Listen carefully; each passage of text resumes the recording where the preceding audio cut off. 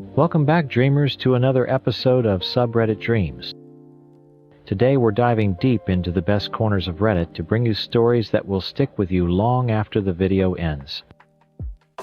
If you enjoy getting lost in a good tale, make sure to hit that like button and subscribe for your daily dose of Reddit's finest. Settle in, clear your mind, and let's jump right into our first story. Story 1. I, 28 male, have been dating my girlfriend for 2 years. We were supposed to spend Christmas with her family this year. I'd already bought the plane tickets, taken the time off work, and gotten gifts for everyone, including her parents, her grandmother, and her younger sister. 3 days before Christmas, I got this text while I was at work. Hey, so change of plans. I talked to my mom, and we decided it would be better if you didn't come for Christmas this year. My ex is going through a really hard time, and my parents invited him to stay with us for the holidays. It would be awkward if you were both there. You understand, right? We can do something for New Year's instead. I read it 3 times to make sure I wasn't having a stroke. Her ex, the guy she dated for 4 years before me. The one she still followed on Instagram. The one whose birthday she accidentally remembered every year. That ex was coming to her family's Christmas, and I was being uninvited so it wouldn't be awkward. I didn't respond immediately. Needed a process. About an hour later, I got a call from an unexpected source. Her younger sister. We'd always gotten along well. She was 24, sharp as hell, and had never been shy about calling out her older sister's nonsense. Hey, did she text you yet? Yeah. About an hour ago. Okay, so I need to tell you something, and you can't tell her I told you. My stomach dropped. What's going on? This whole thing with her ex? It wasn't my parents' idea. It was hers. She's been texting him for months. She told my mom some sob story about how he's struggling and needs family support. But the truth is she invited him herself. My parents just went along with it because she cried and made it seem like a charity thing. I was quiet for a long moment. There's more. Her sister continued. I overheard her on the phone with him last week. She was talking about how this Christmas would be like old times and how she missed what they had. I'm pretty sure she's planning to get back together with him. She's just too chicken to break up with you first. Why are you telling me this? Because you've been nothing but good to her, and she's been nothing but trash to you.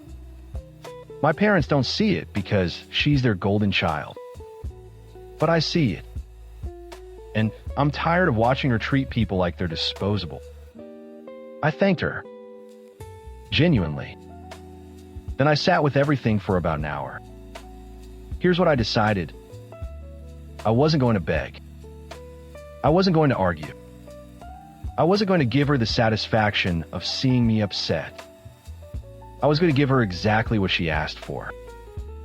I texted back. Enjoy. That's it. 2 words. No punctuation drama. No angry rant. Just enjoy. She responded almost immediately. Wait, that's it? You're not upset? I didn't answer. Hello? Still nothing. Are you seriously giving me the silent treatment right now? That's so immature. I muted the conversation. Then I made a phone call. Hey. I said when her sister picked up. You mentioned once that you wanted to learn to ski, but never had anyone to go with. What are you doing for Christmas? She laughed. Are you serious? Dead serious. I've got plane tickets I can change, time off work I already took, and absolutely zero interest in sitting at home while your sister plays house with her ex. I've got enough saved for a decent Airbnb. You in? She was quiet for a second. My sister is going to lose her mind. That's kind of the point. I'm in. I changed my flight that night. Found a reasonable place to stay. Nothing fancy, but it had a nice view and was walking distance to the slopes. Her sister and I agreed to meet at the airport. For the record, there's nothing romantic between us. Never has been, never will be. She's like the cool younger sibling I never had. We bonded over both being the family members who call out nonsense when we see it. This trip was about spite, solidarity, and really good snow. Nothing else.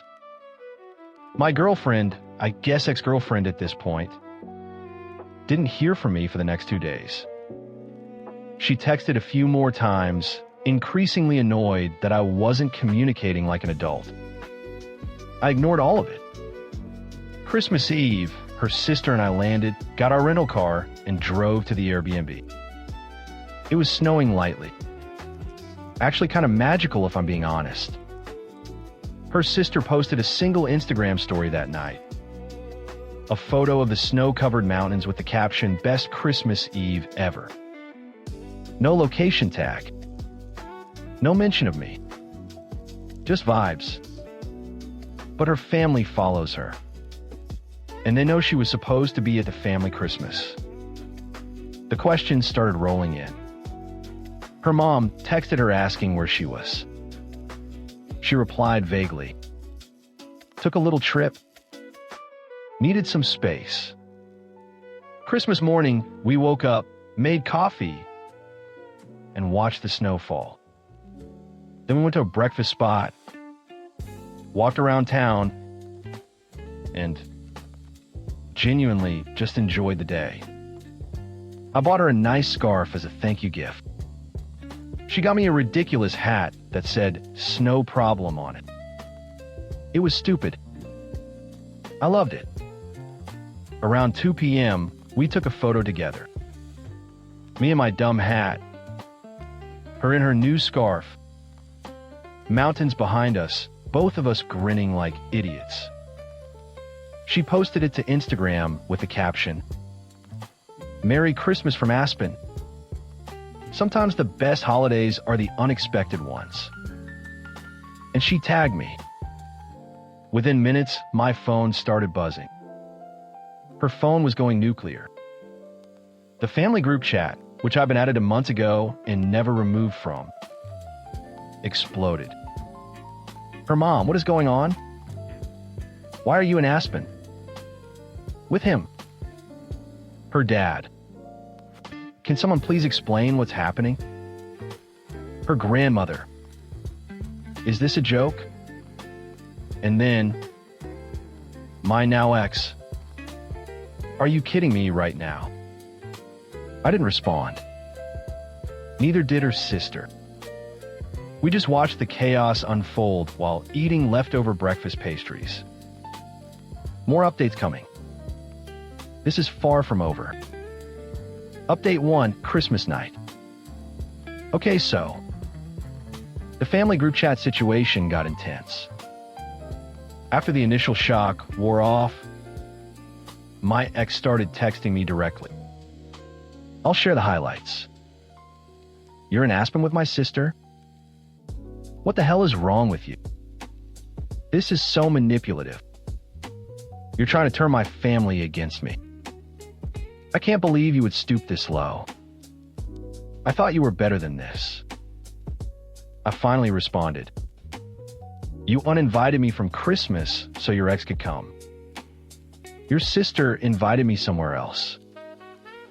I'm not sure what you expected. I told you I'd make it up to you for New Year's. I don't want New Year's. I want a Christmas. The one we've been planning for months. The one I bought plane tickets for. The one where I was going to meet your grandmother for the first time. That's different. You don't understand the situation with my ex. He's going through stuff. I was trying to be a good person. You're right. I don't understand. And honestly, I don't want to. She called me. I declined. She called again. Declined. Third time, I just turned my phone off. Her sister's phone, meanwhile, was getting absolutely demolished by their mom. The texts ranged from disappointed to, "How could you do this to your sister, to you've ruined Christmas for everyone?" Her sister showed me the texts. I felt bad for dragging her into this mess. "Don't," she said. "I've been waiting for an excuse to stop pretending my sister is a good person. This is the most honest I've felt in years."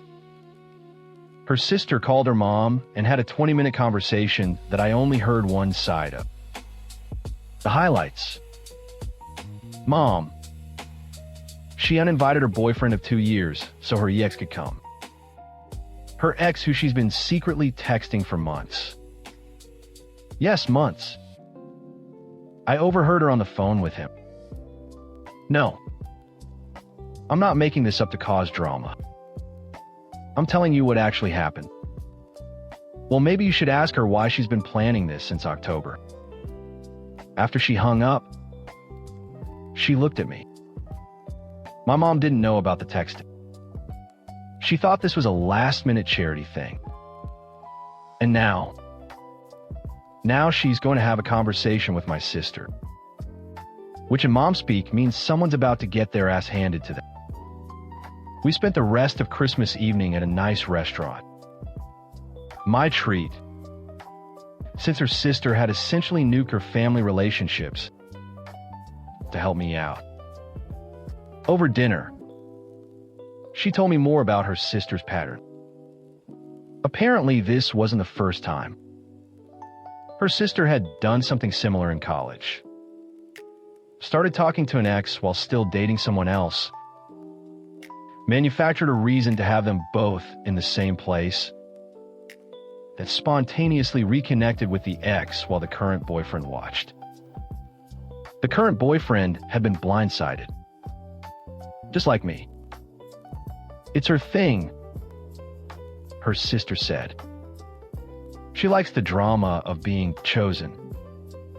She creates these scenarios where two guys are competing for her attention.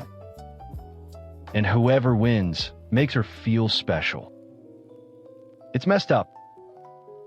Why didn't you warn me sooner? I didn't know for sure until last week. And honestly, I hope she changed. She's my sister. I wanted to believe she'd grown up. Fair enough. That night, I finally turned my phone back on. 32 missed calls. 58 text messages. I didn't read most of them, but one caught my eye. It was from her ex. "Hey man, I don't know you, but I just wanted to say I had no idea she was still with someone. She told me you guys had broken up months ago. I feel like an idiot. I'm leaving in the morning. Sorry." I screenshotted that and sent it to my ex without comment. Her response, "He's lying. I never said that. He's just trying to cover his own ass." Then why is he leaving? Because you ruined everything by posting those photos. He feels uncomfortable now. Sounds like a him problem. And a you problem. Not me problem. I can't believe I wasted 2 years on someone so petty and vindictive. That's funny. I was just thinking the same thing. She blocked me after that. Which honestly made my life easier. Her sister and I had 2 more days in Aspen. We went to the spa. We had expensive hot chocolate. We watched bad movies at the Airbnb. It was genuinely one of the best Christmas trips I've ever had. Which is weird considering the circumstances. But the fallout at her family's house? That was just getting started. Update 2, 1 week later.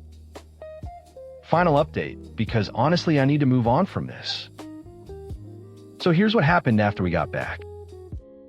First, her ex did leave Christmas morning, just like he said he would. Apparently, he pulled her parents aside, apologized for any confusion, and drove back home. He also blocked my ex on everything.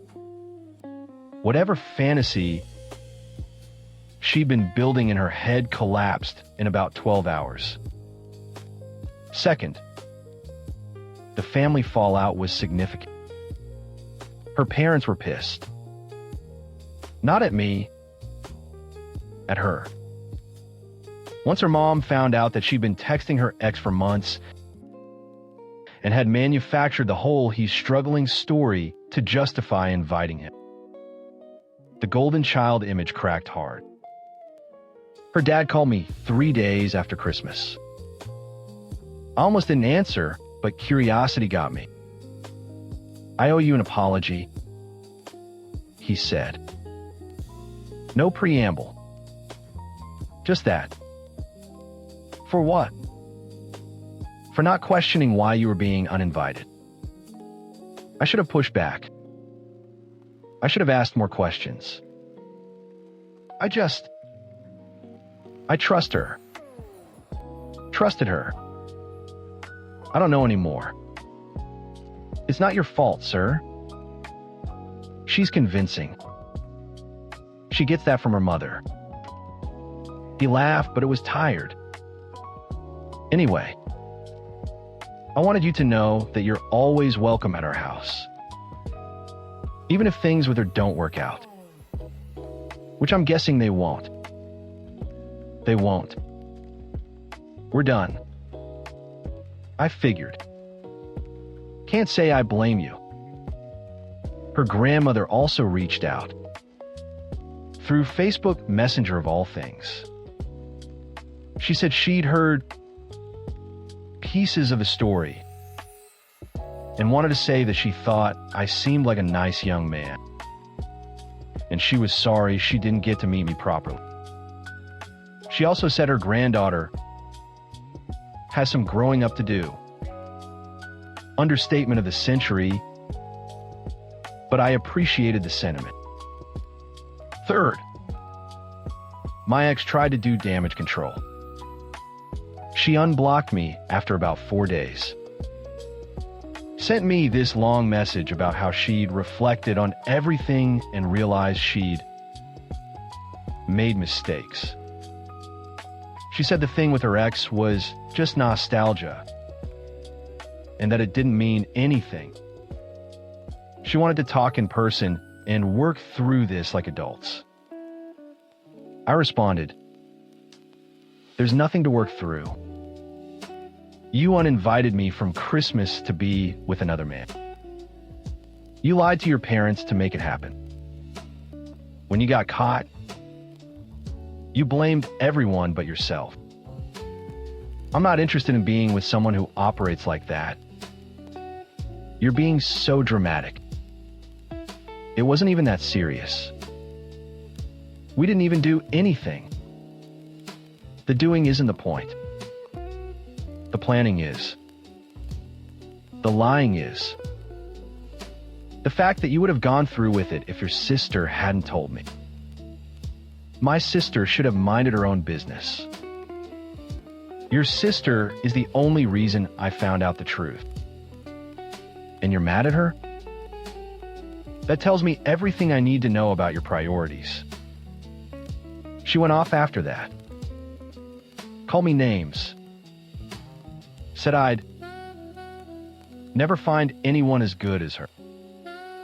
Said her sister was always jealous of her and that I'd fallen for her manipulations. Classic deflection. I muted the conversation again. Haven't heard from her since. Fourth, Her sister and I are still friends. Not like weird friends. Just normal friends. We text occasionally. She's been catching heat from the family loyalists. Aunts and cousins who think she betrayed her sister by going to Aspen with her. But her parents and grandmother have her back, which counts for something. She told me last week that her sister has been moping around the house and refusing to talk about what happened. Apparently, she's told her friends a version of events where I'm the villain who abandoned her and turned her family against her. Whatever. People who know me know better. People who don't aren't worth correcting. Back at work. Back to normal life. The holidays are over, and honestly, I'm glad. I won't pretend this didn't hurt. 2 years is a long time. I thought I knew her. I thought we had a future. Turns out I was just a placeholder until she figured out what she really wanted. The Aspen trip wasn't planned as revenge. It started as a, well, I have tickets and time off. Might as well use them situation. The fact that it blew up the way it did was honestly kind of satisfying. Not gonna lie. But here's the thing I keep coming back to. She had a choice. She could have broken up with me honestly before Christmas if she wanted to reconnect with her ex. She could have been upfront about her feelings. Instead, she tried to have it both ways. Keep me on the hook while auditioning my replacement at her family's dinner table. That's not confusion. That's not making mistakes. That's a pattern. And I'm glad I got out before I wasted more time on it. Her sister sent me a text last night. Thank you for being the excuse I needed to. Finally be honest with my family. I know this sucked for you, but it was kind of healing for me. I told her she didn't owe me any thanks. We both got something out of it. She replied, next Christmas, we're going somewhere warm. I'm tired of snow. Honestly, I might take her up on that. As friends. Just to see the look on her sister's face when the photos drop. But that's a story for next year. Thanks for reading. Don't let anyone make you their backup plan. You deserve to be someone's first choice. Merry late Christmas, everyone. Story 2. The little blue pill didn't work. Neither did the little yellow one. For the last 2 years, my primary function as a husband had become a clinical experiment, a series of failures measured in silent, awkward moments in the dark. 27 years of marriage, and I couldn't remember the last time my wife Sarah looked at me with anything other than disappointment or pity. I made your favorite, I said, setting a plate of chicken parmesan in front of her. Glass of wine. She didn't look up from her phone. I'm not hungry. You have to eat something, honey. Don't call me honey. She finally looked at me, her eyes flat. And I'm fine. I had a late lunch with the ladies from the charity board. Of course. The charity board. Sarah was a pillar of the community. The woman who organized the bake sales and the silent auctions. Her Facebook page was a meticulously curated gallery of her good deeds, always smiling, always surrounded by grateful people. Lately, though, her posts had changed. The pictures were different. Tighter blouses, a lower angle, a deliberate pout I hadn't seen since we were dating in college. The comment section, once a wasteland of God bless you, Sarah, from other church ladies, was now peppered with little flame emojis from strangers. One guy in particular was relentless, Mark. Every photo, every post, he was the first to comment. Asterisk, looking incredible Sarah times on a picture of her holding a basket of muffins. Asterisk. That smile could light up her room times on a selfie in her car. Who's this Mark guy? I asked one night, scrolling through her feed over her shoulder. She snatched the phone away. Just someone from an old neighborhood group. Don't be weird, Mason. I dropped it. I wanted to believe her. I wanted to believe that the coldness in our bed was the only problem. So I tried harder. I took over the cooking, the cleaning, the laundry. I'd rub her feet while she watched her shows, hoping to coax a flicker of the old affection. Most nights, she'd just pull her feet away after a few minutes. That's enough. You're tickling me. The criticism became a daily routine. My shirt was wrinkled. I loaded the dishwasher wrong. I breathed too loudly while I slept. I felt like a ghost in my own home, a walking, talking failure she was forced to endure. Every jab was a reminder of the one thing I couldn't give her, the one problem I couldn't fix. The pressure was suffocating. It all boiled over on a Tuesday. I had come home early, bought flowers. I just wanted to talk, to try and bridge the chasm that had opened between us. I found her in the living room, dressed to go out. Where are you going? I asked, holding the pathetic bouquet of roses. Dinner, she said, checking her reflection in the hall mirror. With Susan. Oh. I thought maybe we could... She spun around her face, a mask of fury. You thought times what times, Mason. What did you think we were going to do? Sit here and hold hands, play a board game. What is the point of you? The words hit me like a physical blow. The point of me, I'm your husband. A husband is supposed to be a partner. In times, all times, things, she spat. You have no idea what it's like to feel desired, to feel like a woman. Do you? All you do is mope around this house reminding me of what I don't have. What times we times don't have? That's not fair, I stammered, my chest tight. It's a medical issue. We've been to doctors. I'm trying everything. Trying isn't times doing times, she yelled. I'm tired of trying. I'm 48 years old and my life is devoid of passion, of intimacy. And it is entirely your fault. She blamed me. For everything. The years of shared history, the 2 kids we raised, the home we built, it all evaporated in that moment, reduced to my one biological failing. She grabbed her purse and stormed out, slamming the door so hard a picture frame fell off the wall. The glass shattered. It was a photo from our 25th anniversary, the last time I remembered us both smiling at the same time. For the next few days, we lived in a state of Cold War. We slept in the same bed, but stayed on our respective edges of the mattress, a 6-inch space between us feeling like a mile-wide canyon. We spoke only when necessary, short, functional sentences about bills and groceries. The silence was thick with resentment. Her resentment. My shame. On Saturday night, we sat on the couch pretending to watch a movie. The tension was unbearable. Sarah was scrolling on her phone as usual, a faint, unreadable smile on her face. I was just staring at the screen, not registering a single scene. My stomach was in knots. I felt broken, completely and utterly at fault for the wreckage of my marriage. Maybe she was right. Maybe I wasn't enough. Maybe I never would be again.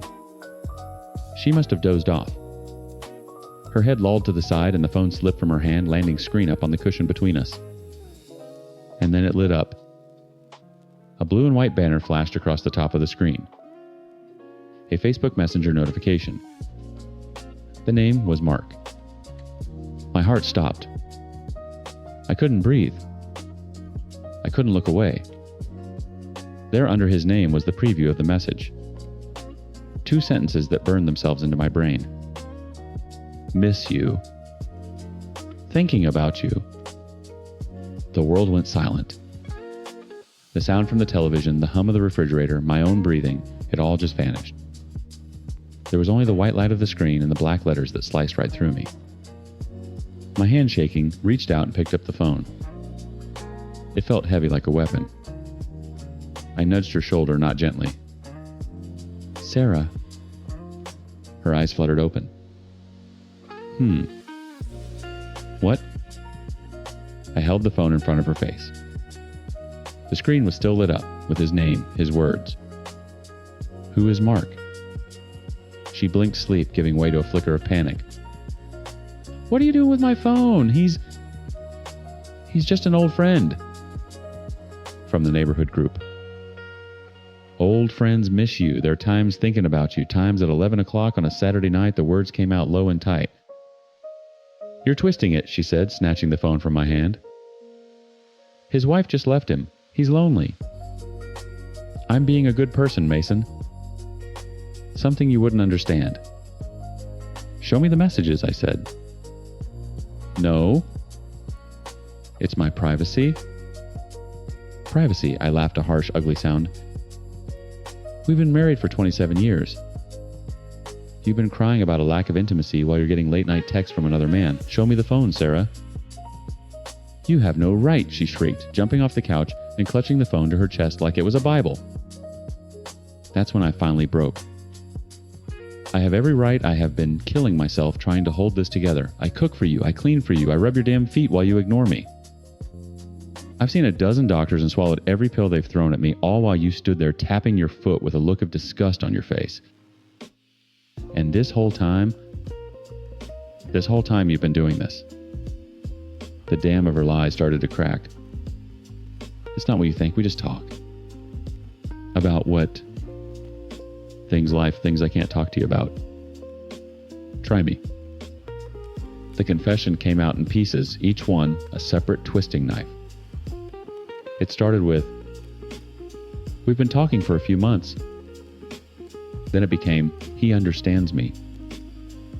Under the force of my interrogation, that became, we talked about what it would be like to be together.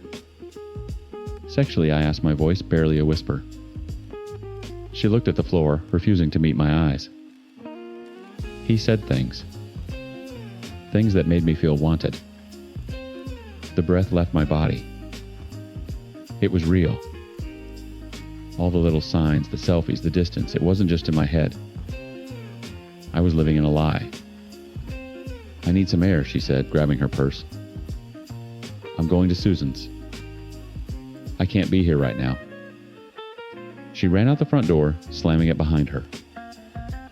I stood there in the deafening silence, the ghost of her perfume and her lies hanging in the air. My eyes fell to the coffee table. Her phone. In her panicked escape, she'd left it. My heart hammered against my ribs.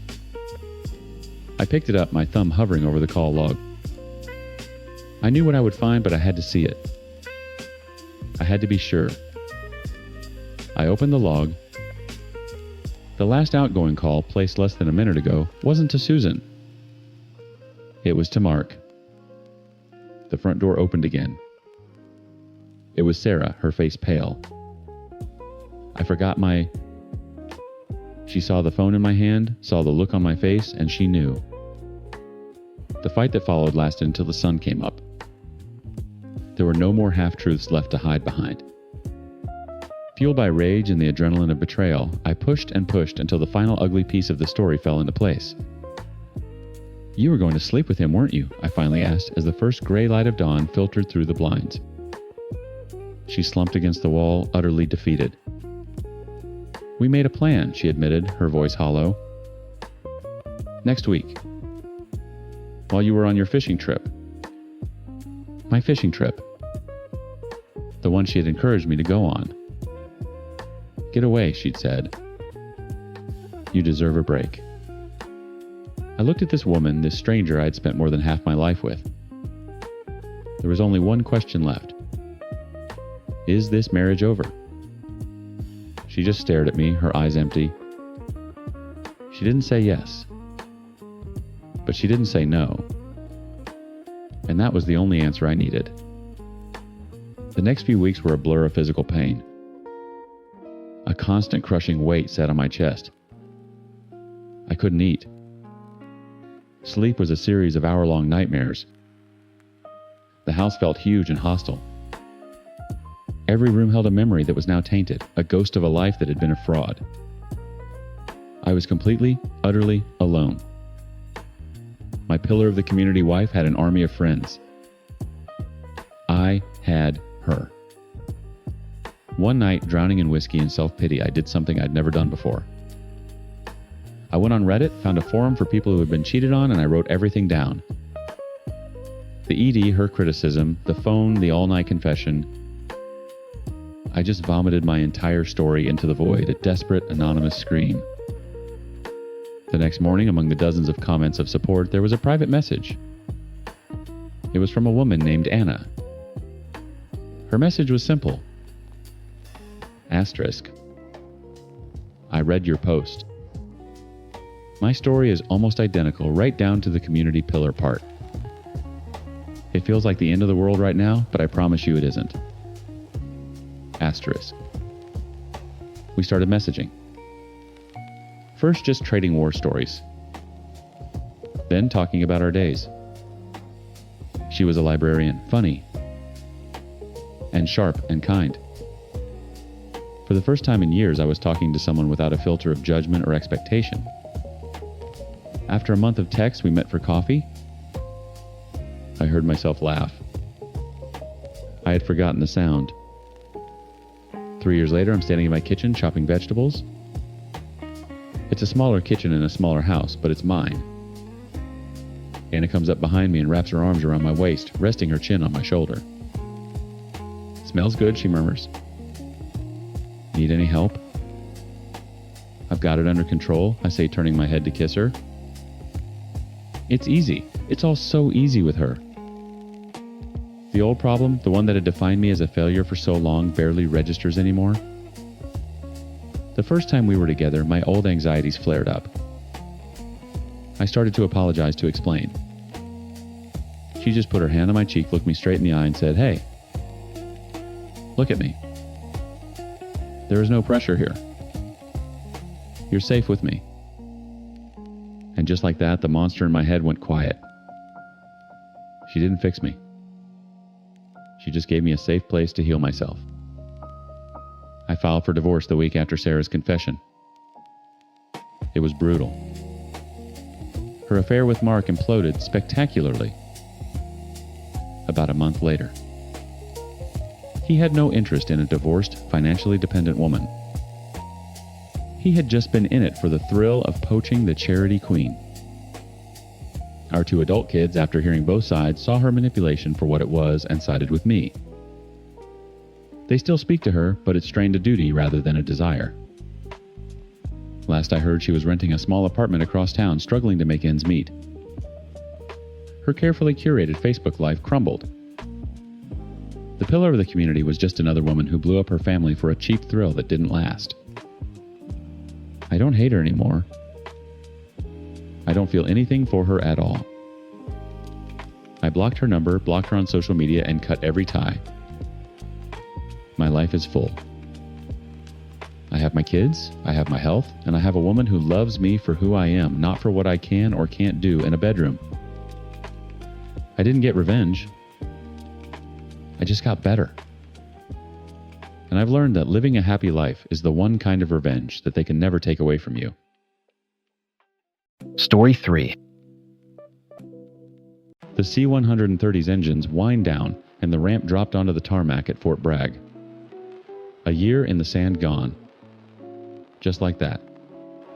I slung my duffel over my shoulder and walked into the hangar, scanning the crowd of families. Then I saw her. Sarah. My wife. She was backlit by the North Carolina sun, looking like an angel in a white sundress. She ran to me and I dropped my gear, catching her in my arms. I buried my face in her hair. She smelled like home. Like freshly cut grass and the lavender soap she always used. "I missed you so much," she whispered into my chest. "It's over," I said. "I'm home. For good." The first week was a blur of perfect moments. We slept in, made love, and talked for hours about the future. The farm was thriving, the house was immaculate. My life was a blueprint I'd drawn myself, and everything was exactly where it should be. We were going to start trying for a baby right now. The first crack in the foundation appeared on a Tuesday. I was looking for a spare charging cable in the junk drawer in the kitchen. Underneath a tangle of old cords and dead batteries was her old phone, the one she said had shattered when she dropped it 6 months ago. Except it wasn't shattered. A long crack spiderwebbed across the screen, but it was intact. Curiosity is a bastard. I plugged it in. The screen lit up.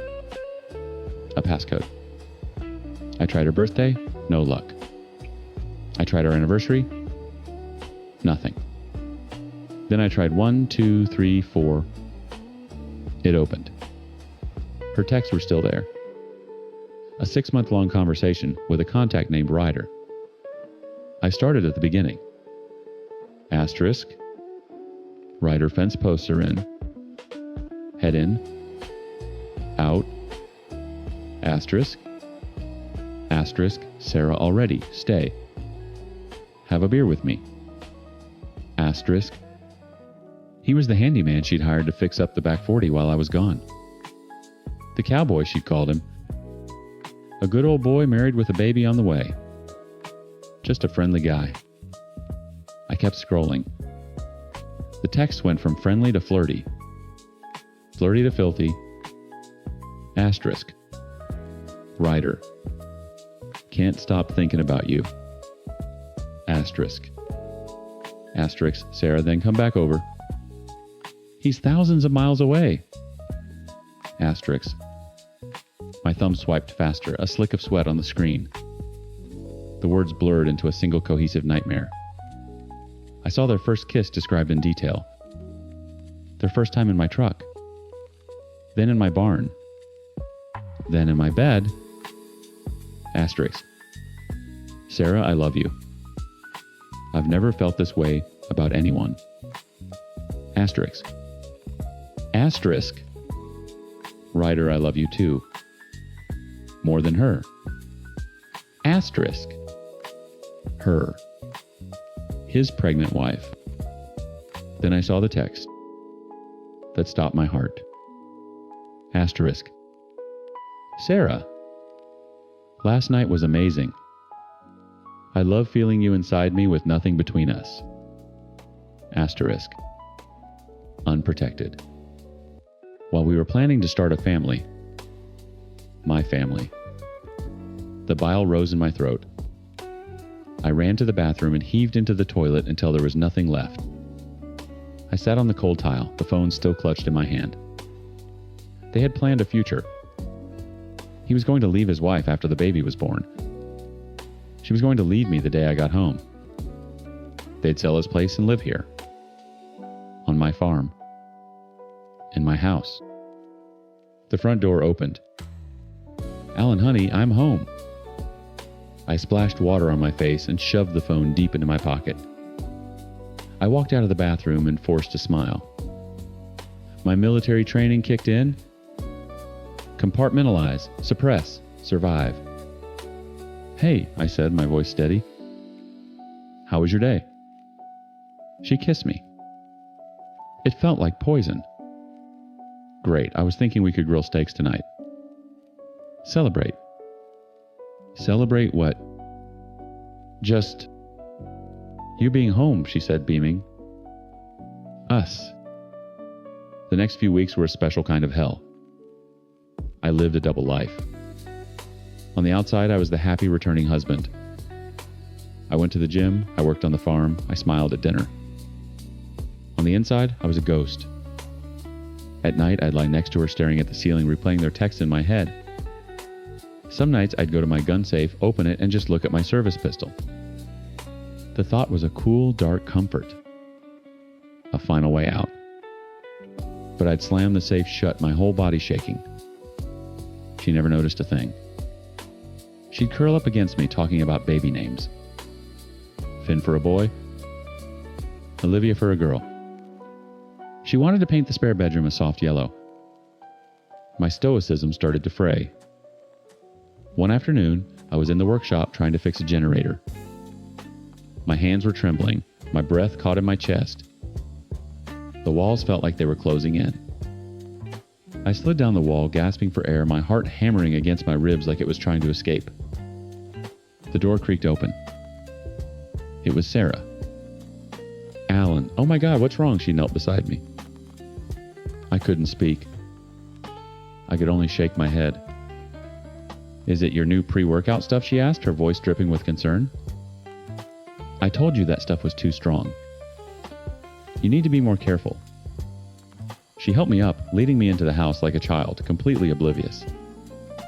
She saw a panic attack and blamed it on creatine. It wasn't a lack of perception. It was a complete refusal to see. That was it. That was the moment I went from victim to soldier. The next morning, I called a lawyer. Then I hired a private investigator, an old army buddy who owed me a favor. "I just need to know if it's still happening," I told him. Confirmation. 2 days later, Sarah kissed me goodbye.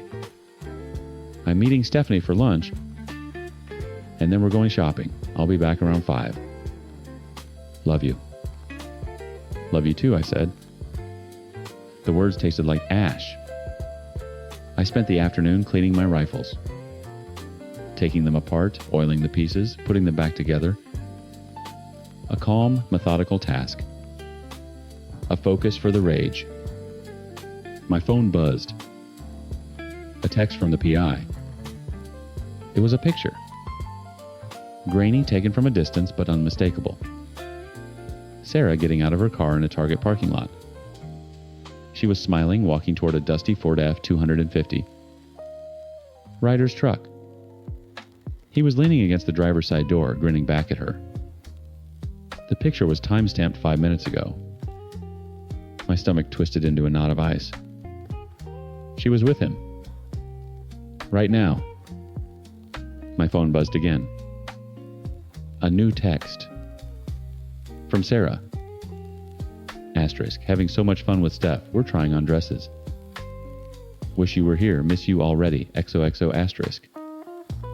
I stared at the 2 messages on my screen, stacked one on top of the other. A picture of my wife meeting her lover. A lie about shopping with a friend. The world didn't explode. It just went silent and sharp like the moment after a flashbang goes off. The ringing in my ears stopped. The fog in my head cleared. There was only the mission. I didn't text back. I didn't call. I stood up, walked to the kitchen, and opened the junk drawer. I took out her old phone, the cracked repository of my own personal hell, and plugged it in. I photographed the screen with my phone, capturing the worst of it. The I love yous. The plans for my house. The text about unprotected sex. I saved the PI's picture. Then I went on Facebook. It took me less than 5 minutes to find Ryder's profile. His wife's name was Chloe. Her profile picture was a maternity shot, her hands cradling a perfect round belly. Her public posts were full of excitement about their baby boy. My finger hovered over her name. I copied the link to her profile. Then I sat in my armchair in the living room and waited. It was the easiest thing I'd done in months. There was no rage, no sorrow, just a cold, hard sense of purpose. An objective to be taken. The front door opened a little after 5. "I'm home," she sang, dropping shopping bags by the door.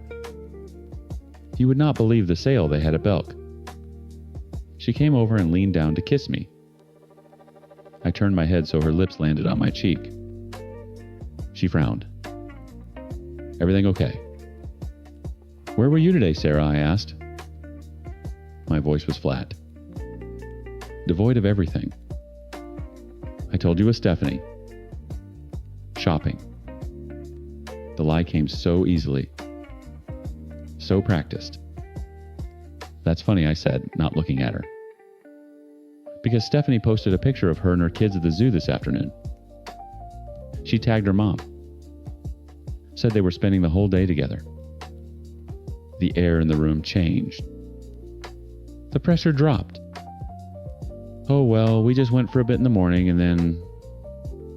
She started the lies already tangling. I held up my phone, showing her the PI's photo. Her smiling face walking toward Ryder's truck. Her mouth opened, but no sound came out. You're still seeing him, I said. It wasn't a question. Alan, it's not what it looks like.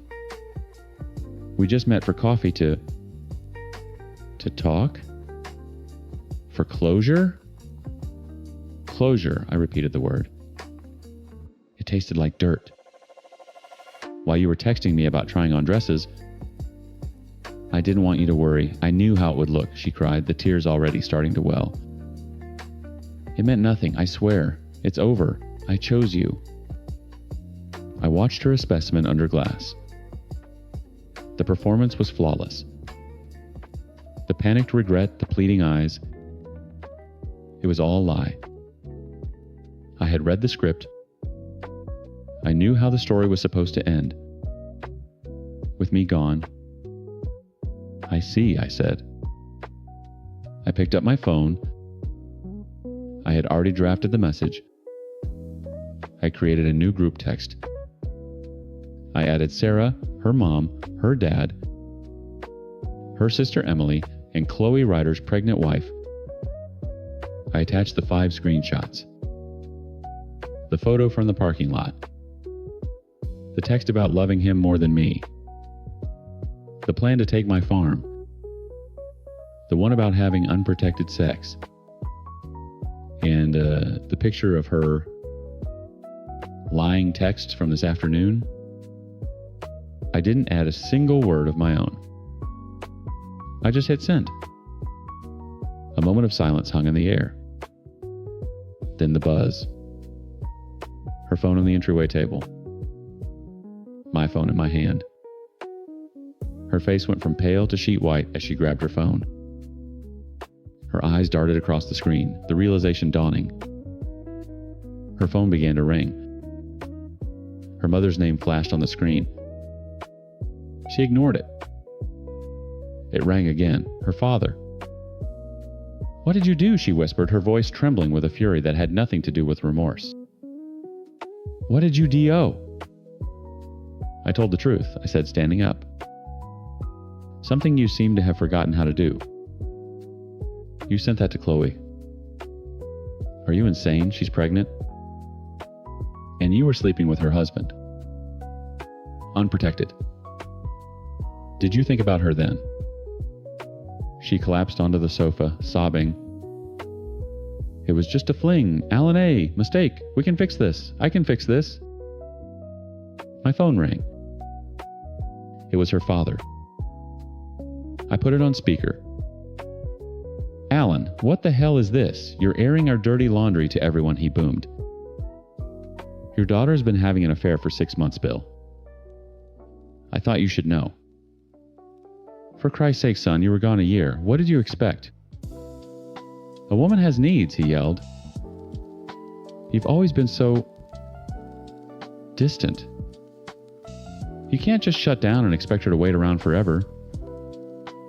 I heard her mother in the background. This is your fault, Alan. You pushed her to this. I looked at Sarah. She wasn't protesting. She was just sitting there, letting them defend her. Letting them blame me. I clicked the phone off and dropped it on the table. Get your things, I said. I want you out, tonight. The divorce was filed the next day. The battle lines were drawn. Her family treated me like a leper. My friends, the ones who had been there when I put on the uniform and when I took it off, circled the wagons. They brought me beer and takeout, sat with me in silence on the porch, and never once told me I should have seen it coming. Sarah sent me desperate texts. Asterisk. Please. Let's go to counseling. I'll do anything to make this right. I still love you. Asterisk. It was all noise. 2 weeks after the confrontation, my PI sent me one final email free of charge. It was a screenshot of Sarah's updated LinkedIn profile and a confirmation of a submitted application. A job in Austin, Texas, Ryder's hometown. She was pleading for our marriage with one hand and planning her escape with the other. The divorce was brutally, blessedly fast. She didn't fight for the house or the farm. She couldn't. It was all mine before she ever came into the picture. She took her car, her clothes, and the life she had built on lies, and she was gone. I heard through the grapevine that Ryder's wife had the baby, a healthy boy, and filed for divorce the following week, moving back to her parents' house. The first few months alone were quiet. The kind of quiet that buzzes. I'd walk the property, I'd cleared stand in the house I'd built, and feel like a ghost. I had been dismantled bolt by bolt down to the concrete slab of my foundation. There were nights the gun safe still called to me, a dark whisper in the silence. But one morning I woke up and the first thing I thought about wasn't her. It was the split rail fence that needed mending by the creek. I got up, made coffee, and went to work. My hands felt steady. The sun on my back felt warm. I had been so focused on being the rock, the stoic soldier, the self-sufficient man. I thought vulnerability was a liability, a weakness to be trained out of you. I was wrong. Vulnerability is what's left when the bullshit is burned away. It's the foundation. Faith, my friends, my own two hands, that's what I rebuilt on. I don't know what happened to her or to him, and I don't care. Their story is over. Mine is just beginning again. The blueprint of my life was shattered, but the land is still here. And for the first time in a long time, I'm free to build whatever I want. Story 4. It started on a Tuesday over takeout noodles that tasted like cardboard in my mouth. I was thinking, Kat said, pushing a rogue piece of broccoli around her plate. We should open our marriage. I choked on my water. You were what? Open it up? See other people? Just for sex? It could be healthy, spice things up. She said it so casually, like she was suggesting we repaint the living room. I stared at her. My wife of 8 years. The woman I'd built a life with, whose every smile I thought I knew. Her face was a perfect mask of calm, but her eyes wouldn't quite meet mine. No, I said. It was the only word I could find. Eli, just think about it. No. Fucking no. What the hell is wrong with you? The calm cracked. A flash of something ugly, annoyance, maybe even anger crossed her face before she smoothed it over. Fine. It was just a suggestion. But it wasn't.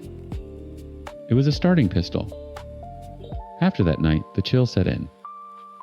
Not a dramatic door-slamming freeze, but a slow, creeping frost that killed everything. She'd roll over when I tried to touch her in bed. Kisses became quick, dry pecks on the cheek. Conversations dwindled to logistics. Did you pay the electric bill? I'll be home late tonight. The late nights became a regular thing. Kat was a senior marketing director, a real shark. I'd always been proud of her ambition. But this was different. Massive project she'd text at 10 p.m. Dealing with the Singapore office. Time zones are a killer. Client dinner ran long. She'd whisper, sliding into bed at 1 a.m., smelling of expensive perfume and wine I didn't recognize. I tried to be the supportive husband. I really did.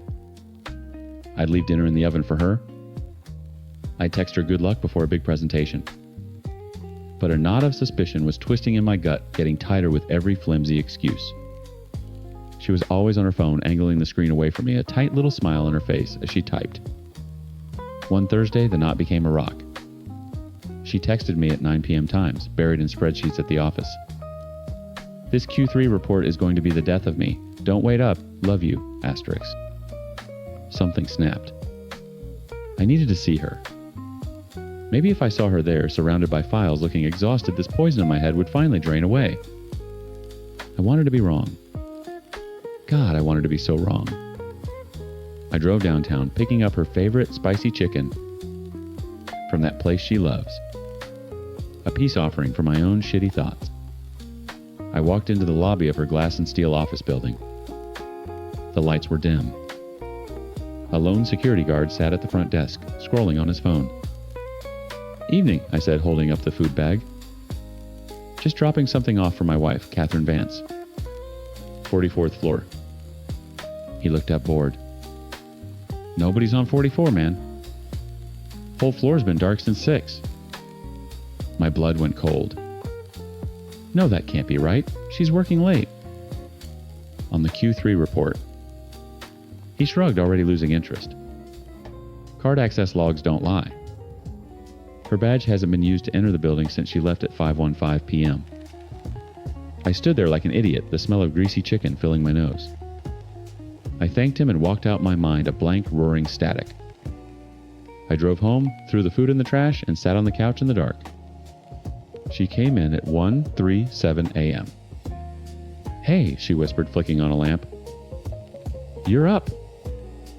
Yeah. God, what a night. I think my eyes are permanently crossed from staring at data. She kicked off her heels and stretched. I'm so exhausted. I just looked at her. How was the office? The same. Soul-crushing. She laughed, but it sounded brittle. I'm going to shower. She walked past me, and that's when I knew. She didn't just lie. She did it easily without a flicker of hesitation. She looked right at me and built a fantasy world on top of our life. The rock in my gut was an anchor now pulling me down into a very dark place. The breaking point came 2 nights later. She was on a FaceTime call with her mom who'd been sick. Kat was in the living room, putting on her concerned daughter face, all furrowed brows, and soothing tones. Of course, Mom. Just focus on resting. Yes, I'll call you first thing in the morning. She ended the call and set her phone on the coffee table screen up before heading into the kitchen to get a glass of water.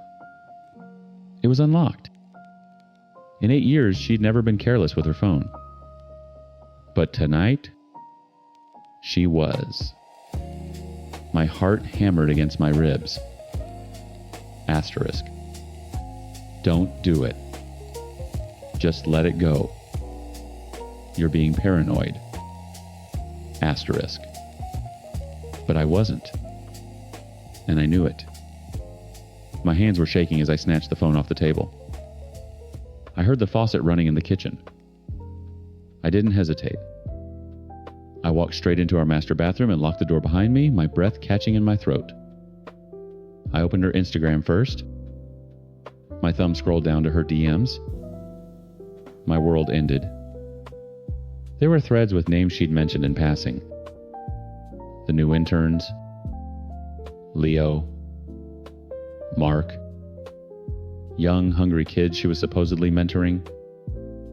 The messages were a punch to the gut. Flirtatious jokes, coded plans. Then the photos. My thumb trembled as I tapped open the gallery on her phone. It wasn't just selfies. It was her. Naked. Posed. In hotel rooms I didn't recognize. In office bathrooms? There were screenshots of video calls, her face flushed with the kind of excitement I hadn't seen in years. And there were photos of them. Leo with his stupid, cocky grin, shirtless in what looked like her car. Mark, a picture of his bare chest with her hand, our wedding ring glinting, resting on it. It wasn't one affair. It was a goddamn hobby. The sound of my own ragged breathing filled the small room. The open marriage proposal, it wasn't a suggestion. It was a request for a retroactive hall pass for the shit she was already pulling. I scrolled numb, sick, my vision blurring. And then I saw the most recent message from a guy I didn't recognize named Javier. It was a new thread from just this afternoon. Asterisk. Javier. Can't wait for tonight. Asterisk. Asterisk. Cat me either. Longest week ever. I need a release. Asterisk. Asterisk. Javier, the Grandview Hotel. Room 812, 9 p.m. Don't be late. Asterisk. I looked at my watch. 8:15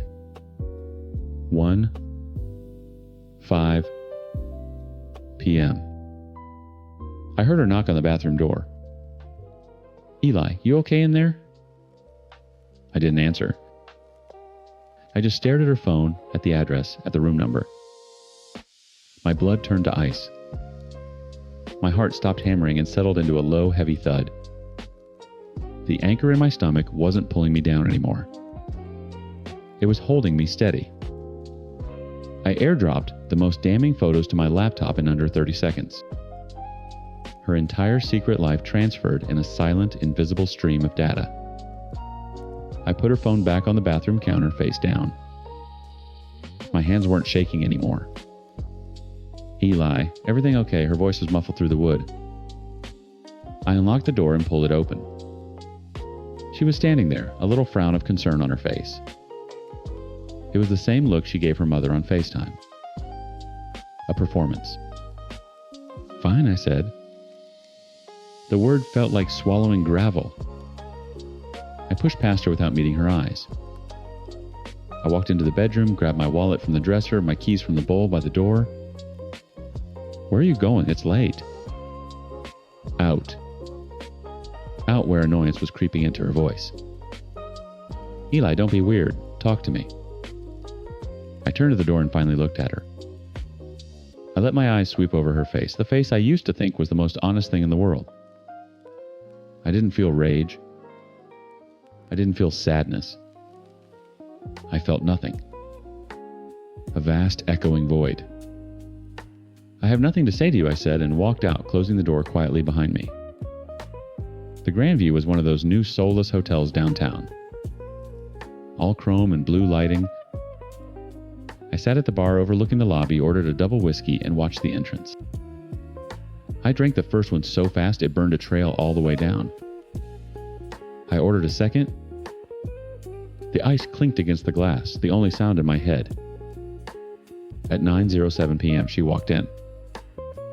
She was wearing a black dress I'd never seen before. Her hair was down. She had on the red lipstick she only wore when she wanted to close a deal.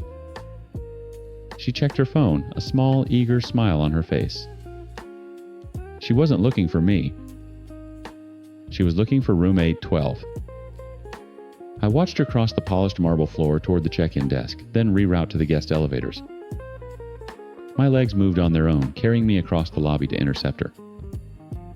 She was pressing the up button when I came to a stop beside her. "Cat." She jumped her head, snapping around. The smile vanished, replaced by a flicker of pure panic. "Eli, what are you doing here?" "Just in the neighborhood," I said, my voice eerily calm. I gestured with my glass toward the glowing button. "Going up?" Yes. It's a client thing. Last minute. "International," she stammered, the lies coming out weak and pathetic. The elevator chimed, the door sliding open with a soft hiss. She didn't move. I leaned in close, my voice dropping to a whisper just for her. "Room 812, right, Javier's waiting." Her face went pale, her lipstick suddenly looking garish and cheap. "Don't let me keep you." I took a step back. I looked at her, truly looked at her. One last time, a stranger in a black dress. I raised my glass in a mock toast. "Have a fun ride." I turned and walked away without looking back. I didn't hear the elevator doors close. I didn't care. I walked out of the hotel into the cold night air and called my friend Mike. My hands started shaking again. "Mike," I said when he answered. "I need a couch." The next morning I woke up on Mike's lumpy sofa with a sandpaper tongue and a skull full of hammers. But my mind was crystal clear. I sat up, grabbed my phone, and began the demolition. Block number, Catherine Vance. Block. Block on Instagram. Block. Block on Facebook. Block. Block on everything. Then I made 2 calls. The first was to our bank. I identified myself, went through security, and gave the order. I want an immediate freeze on joint checking account 7,741 and joint savings account 7,742. Suspected fraudulent activity. The second call was to the best divorce attorney in the city. The one with a reputation for being a goddamn shark. I booked a consultation for that afternoon. I spent the rest of the day at Mike's transferring the evidence from my laptop to a hard drive. Every photo, every message. An entire portfolio of her betrayal. When I walked into the lawyer's office, I didn't have a story. I had a file. He took one look at it and smiled. "This will be quick," he said. The papers were served to her at her office the next day. Kat tried to fight, of course. For 2 weeks, my phone buzzed with calls from unknown numbers and my inbox filled with emails from new accounts she'd created. They started as panicked apologies, then morphed into furious accusations. Asterisk. "This is your fault, Eli. You were so distant you pushed me away." Asterisk. Asterisk. "You're destroying my life over a mistake." Asterisk. Asterisk. "I'm entitled to alimony. You can't just throw me out with nothing." Asterisk. I read them and I deleted them. I never replied. My lawyer handled everything. Her real downfall wasn't the divorce, it was her own arrogance. It turned out that Javier wasn't the only new intern she was mentoring. Leo and Mark, the original two, found out about each other and about the new guy. Their boyish crush on the powerful older woman curdled into humiliation and spite. They started talking, joking in the break room, showing messages to other interns. Gossip in a corporate office spreads faster than fire. Within a month, the whispers about the senior marketing director who slept with the interns were a roar. Her professional reputation, the one she'd sacrificed our marriage for, was incinerated. HR launched an internal review. She was fired a week later for gross misconduct and abuse of her position. The last I heard from her was a final desperate email that slipped past my filters. She'd lost her job, her friends had ghosted her, and she was demanding I stop the divorce proceedings so she could get her life back on track. She blamed me for everything. For her affairs, for her getting fired, for her public humiliation. I read the email while sitting on the balcony of my new apartment, a small place downtown that was all mine.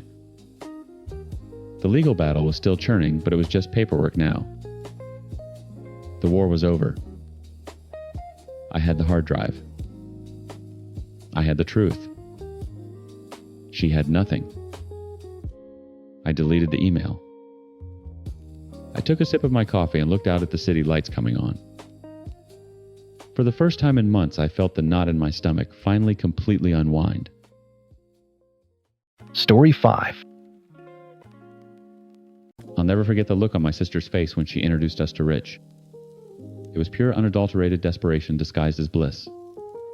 She'd been a single mom for years, and I guess she saw Rich and his 2 kids as a prepackaged solution. A perfect nuclear family, just add water. "Isn't this wonderful, Mark?" she'd gushed, pulling my 8-year-old nephew Luca into a group hug with Rich's sullen offspring. A real family. I looked at Rich's kids, Chloe and Mason, who were maybe 12 and 14. They were staring at Luca like he was a cockroach who'd just crawled into their cereal bowl. Luca just buried his face in his mom's side. Wonderful wasn't the word I would have used. The wedding was a blur of bad champagne and forced smiles. I spent the whole time watching Luca. He tried, I'll give him that. He tried to talk to his new step-siblings, tried to join their games. They'd just turn their backs on him, whispering to each other and snickering. Gwen, my sister, didn't see it. Or she didn't want to. She was too busy gazing at Rich, convinced she'd finally won the lottery. The first real alarm bell went off about 3 months later. I was killing time at the mall when I saw him. Luca. He was curled up on a bench by the big fountain, his small shoulders shaking. "Luca, hey buddy, what's wrong?" He looked up, his face blotchy and streaked with tears. "Chloe and Mason told me to count all the pennies in the water," he whispered. "They said it was a contest and they'd be right back." My blood ran cold. I'd been at the mall for nearly an hour. "How long ago was that, buddy?" He just shrugged, a fresh sob catching in his throat. I called Gwen. She was frantic, of course, but the second I told her Luca had been with his new siblings, her tone shifted. It became defensive. Annealed. When I brought Luca back to their new perfect house, Gwen met me at the door. Rich stood behind her arms, crossed, looking like a disapproving statue. "He's fine, Mark. Thank you for finding him." She said it like Luca had just wandered off, like he'd misplaced himself. "Gwen, they left him there," I said, keeping my voice low. "On purpose." He was terrified. "Don't be so dramatic," she snapped. "They're kids. They got distracted." Rich had a very serious talk with them. It won't happen again. Rich gave a single solemn nod from his post on the couch. A serious talk. Case closed. I wanted to shake her to scream "Times, are you blind, Times?" But Luca was standing right there looking at the floor, and I didn't want to make it worse. So I just left the knot in my stomach pulled tight. It happened again, of course.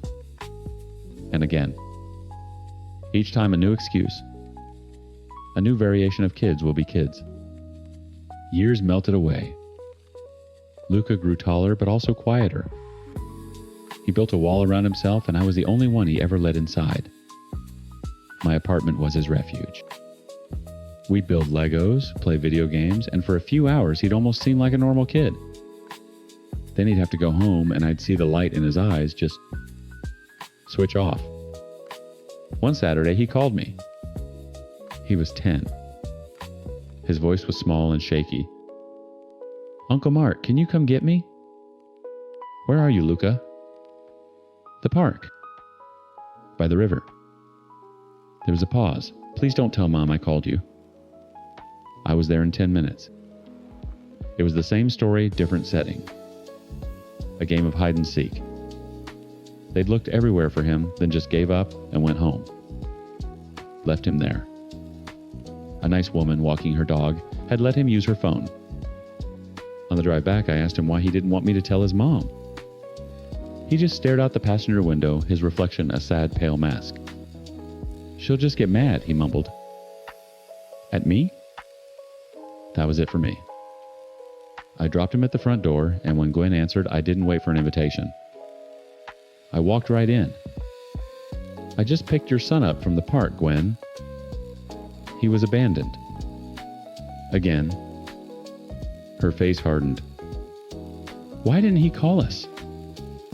"Because he's scared of you," the words exploded out of me. "He's scared you'll blame him. He's scared of what Rich will do. This has to stop." "You are always trying to ruin this for me," she shrieked, her hands balled into fists. "You have no right to come into my house and criticize my husband and my family." "Your family is emotionally torturing your son," I said, my voice dangerously low. "And you are letting them. He needs a mother who will actually protect him." That was the last time we had a real conversation for almost a year. We'd see each other at holidays, these tense, miserable affairs where we'd all pretend for my parents' sake. Now Luca is 13. He's a ghost. He barely speaks. He just exists in the corners of rooms, head down, hoodie up. We're at my parents' for the 4th of July barbecue. The whole miserable cast is here. Gwen and Rich are holding hands by the grill. Chloe and Mason are lounging on patio chairs, scrolling through their phones. And Luke is sitting on the bottom step of the porch alone, staring at an ant crawling across the stone. "Hey," Mason says, walking over and clapping Luca on the back hard enough to make him jolt. "We're going down to the creek to set off some M80S. You coming, loser?" Luca looks up, a flicker of something, hope, fear in his eyes. He glances at me. I give him a subtle shake of my head. Asterisk. Don't go. Asterisk. But Gwen sees the exchange. "Oh, go on, sweetie," she calls out, her voice syrupy sweet. "Go have fun with your brother and sister." She calls them that. asterisk brother and sister. Asterisk. It's like a knife twisting in my gut every single time. Luca gets up and follows them into the woods behind the house. I watch him go, feeling utterly helpless. An hour passes. Then 2, the sun dips below the trees. Neighborhood fireworks start popping in the distance. Then I see them. Chloe and Mason strolling out of the woods, laughing, their faces illuminated by their phones. They're alone. My chair scrapes against the patio stone as I stand. Where's Luca? Chloe rolls her eyes, not even looking up. How should I know? He wandered off or something. He's probably hiding to get attention, Mason adds, grabbing a can of soda from the cooler. Gwen waves a dismissive hand from across the yard. He'll turn up, Mark. Relax. You're going to give yourself an ulcer. I know. In the pit of my stomach, I know. I'm about to march into those woods myself when my phone buzzes. A local number I don't recognize. I answer it, my heart hammering against my ribs. Hello. A woman's voice rushed and panicked. Hello, I'm so sorry. I got your number off the emergency tag on his keychain. I found a boy down by the old quarry. He's soaking wet and shaking. He says his name is Luca. The quarry. That's 5 miles from here. Through dense dark woods. He said, the woman's voice cracks thick with pity. He said his brother and sister told him it was a shortcut home, and then they pushed him in. The world dissolved into a high-pitched ringing. Where are you? I managed my voice to strangers. She gave me the address, and I was in my car before I even hung up, leaving a chorus of confused questions from my family behind me. I found him huddled in the back of a stranger's minivan, wrapped in a pink fleece blanket, shivering so hard his teeth chattered. He wasn't just wet. He was covered in mud and green scum, smelling of stagnant water. His eyes were huge and vacant. The kind woman explained what happened, her voice trembling with rage on my behalf.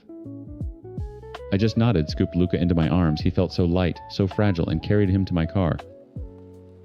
I didn't say a word. There were no words.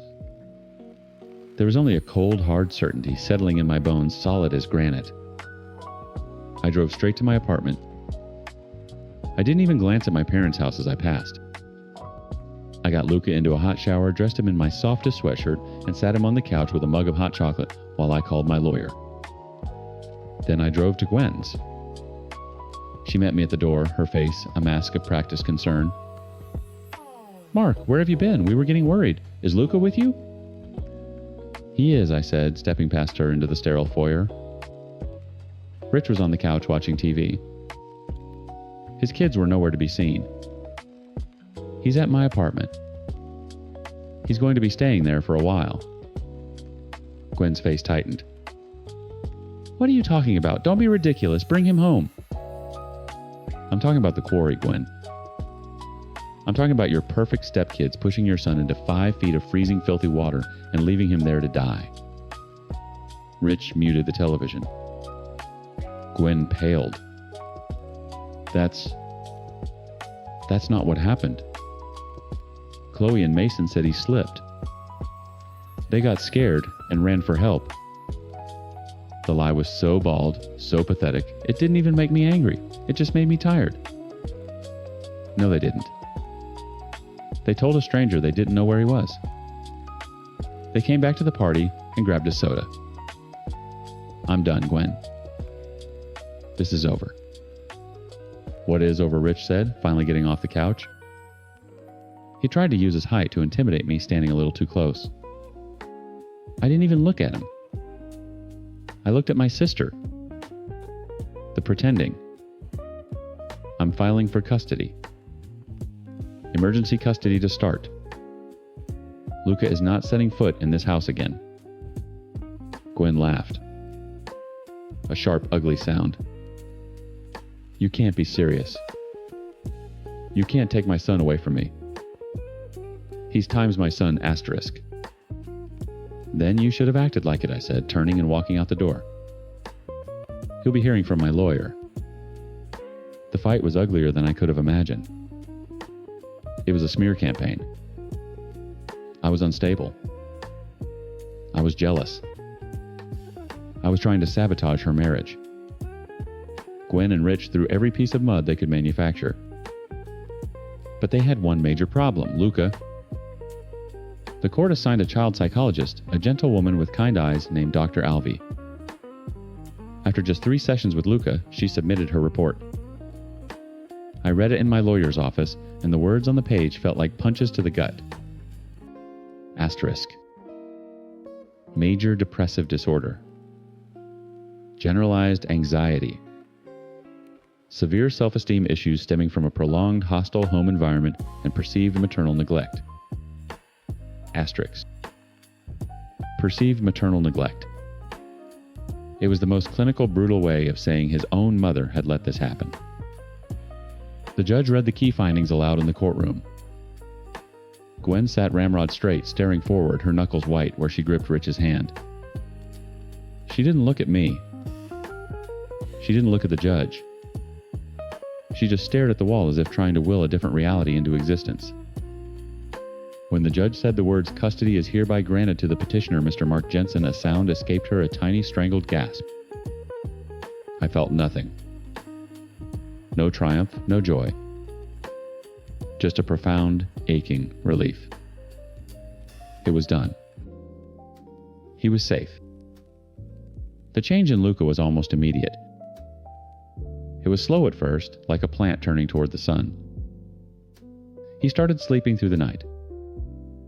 He started talking at the dinner table, telling me about his day.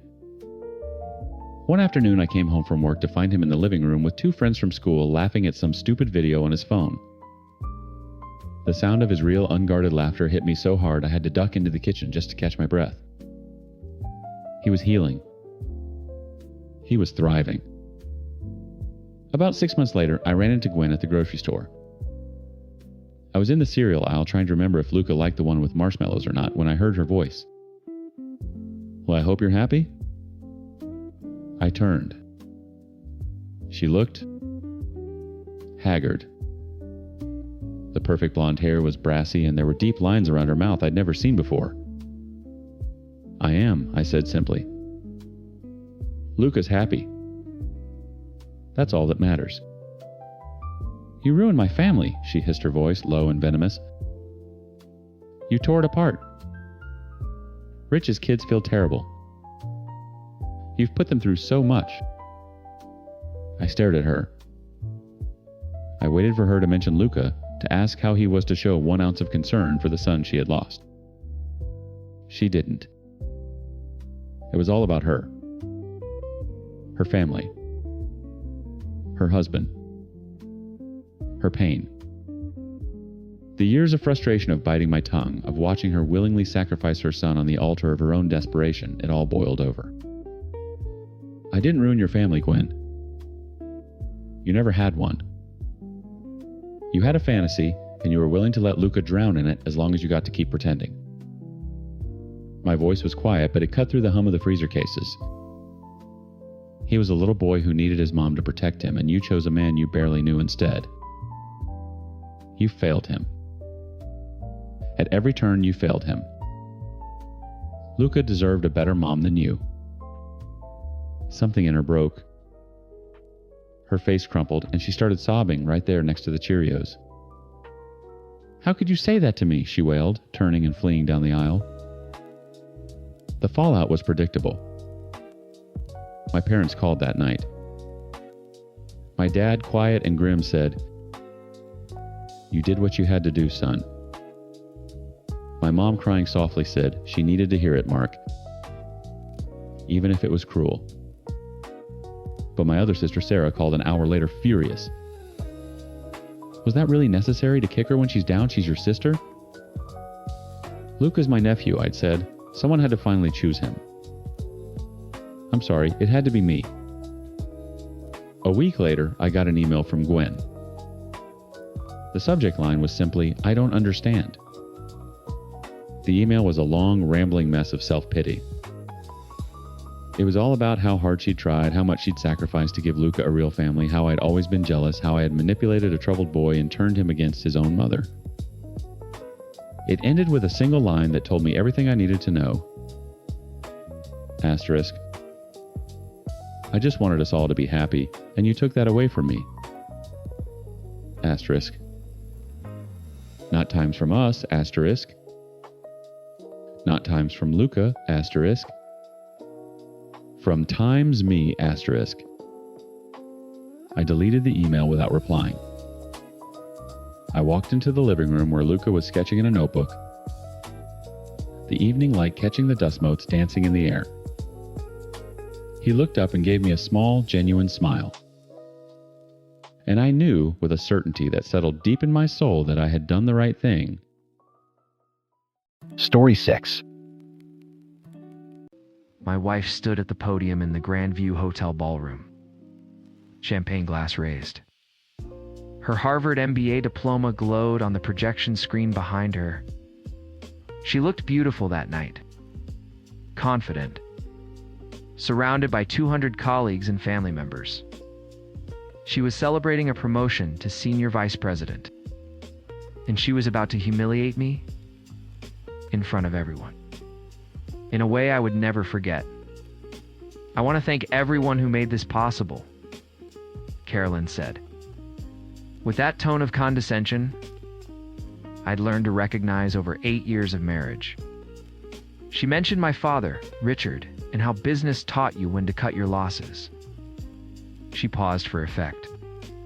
My stomach dropped because I knew what was coming.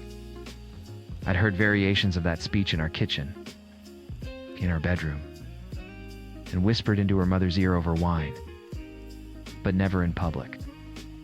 Never with 200 people watching. Then she pointed at me. My husband, Jake, dropped out of college to start what he calls a business, she announced. A little software company he runs out of our garage. And honestly, it's time someone said what we're all thinking. It's failing, Jake. Your cute little coding project is drowning, and it's dragging our family name down. The room fell silent. Not the respectful hush of a heartfelt moment, but the awkward, uncomfortable quiet of something you shouldn't be witnessing. Caroline kept going. Tonight I'm making an announcement, she said. Tomorrow morning, my father and I are going to Jake's office.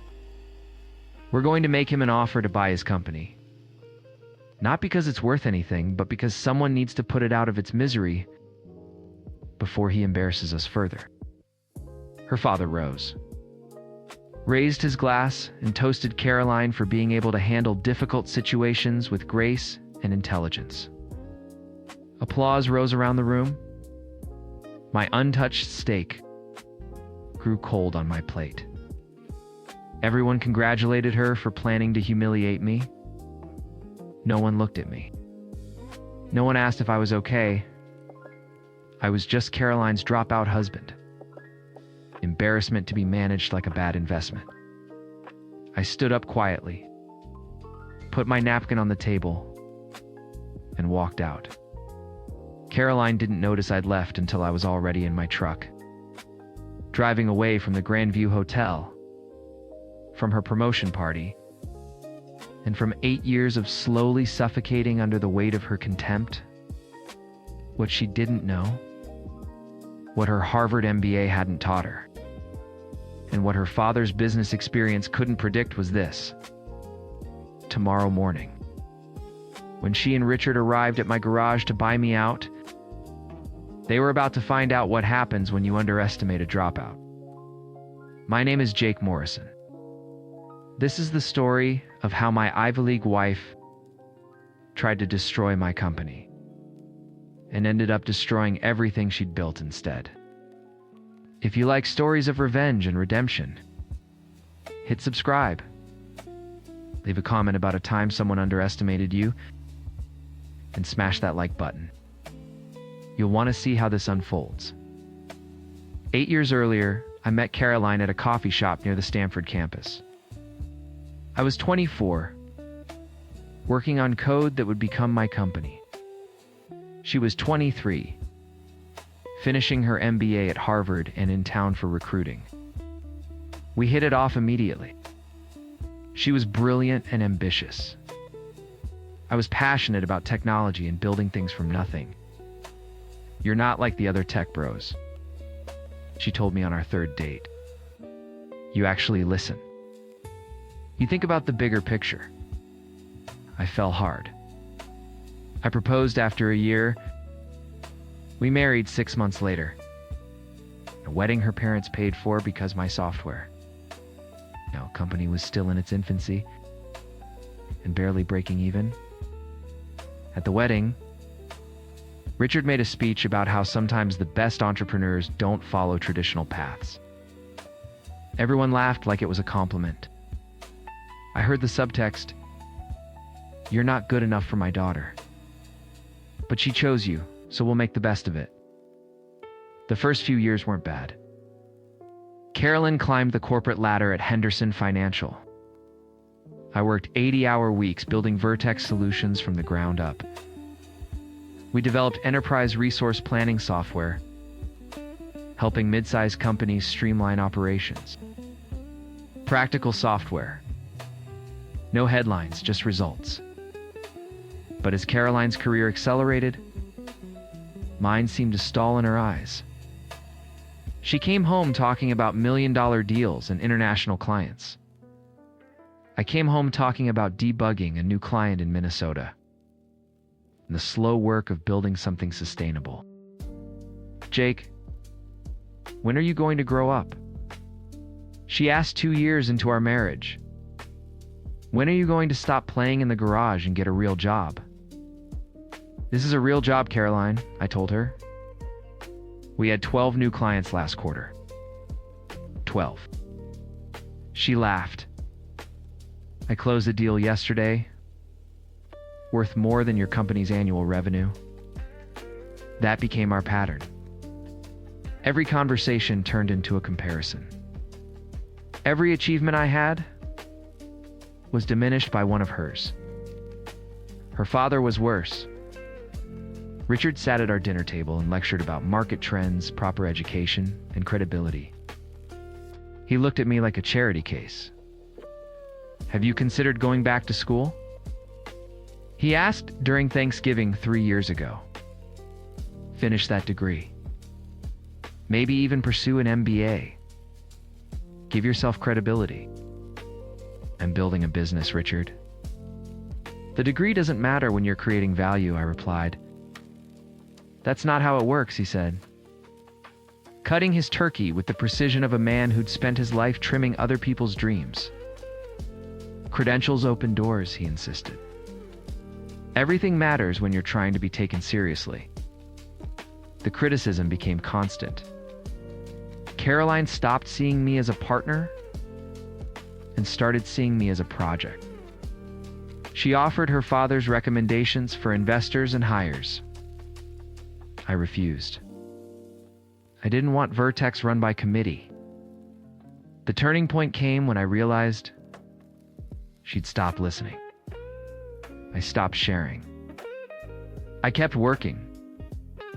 What Caroline didn't know was that Vertex Solutions wasn't failing at all. We were on the verge of something massive.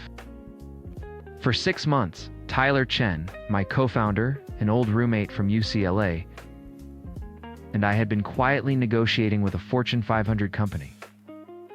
They wanted our proprietary supply chain optimization algorithm. The offer was substantial. Only Tyler and I knew the details. The morning after her promotion party, I woke up at 5 in my garage office. I'd slept on the couch, not wanting to face her.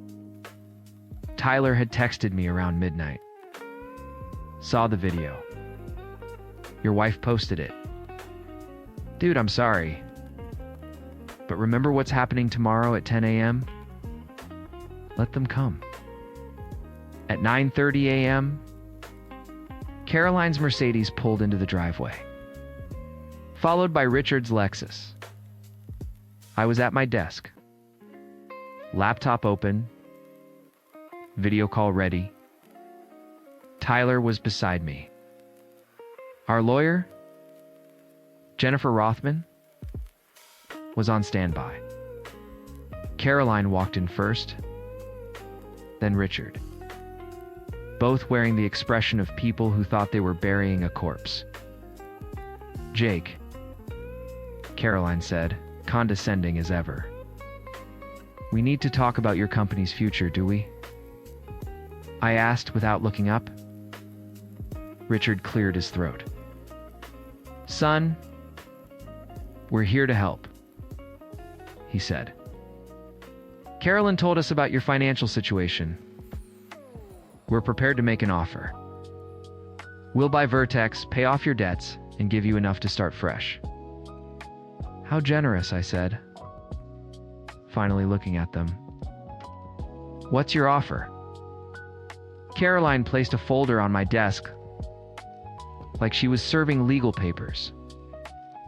$250,000? She said.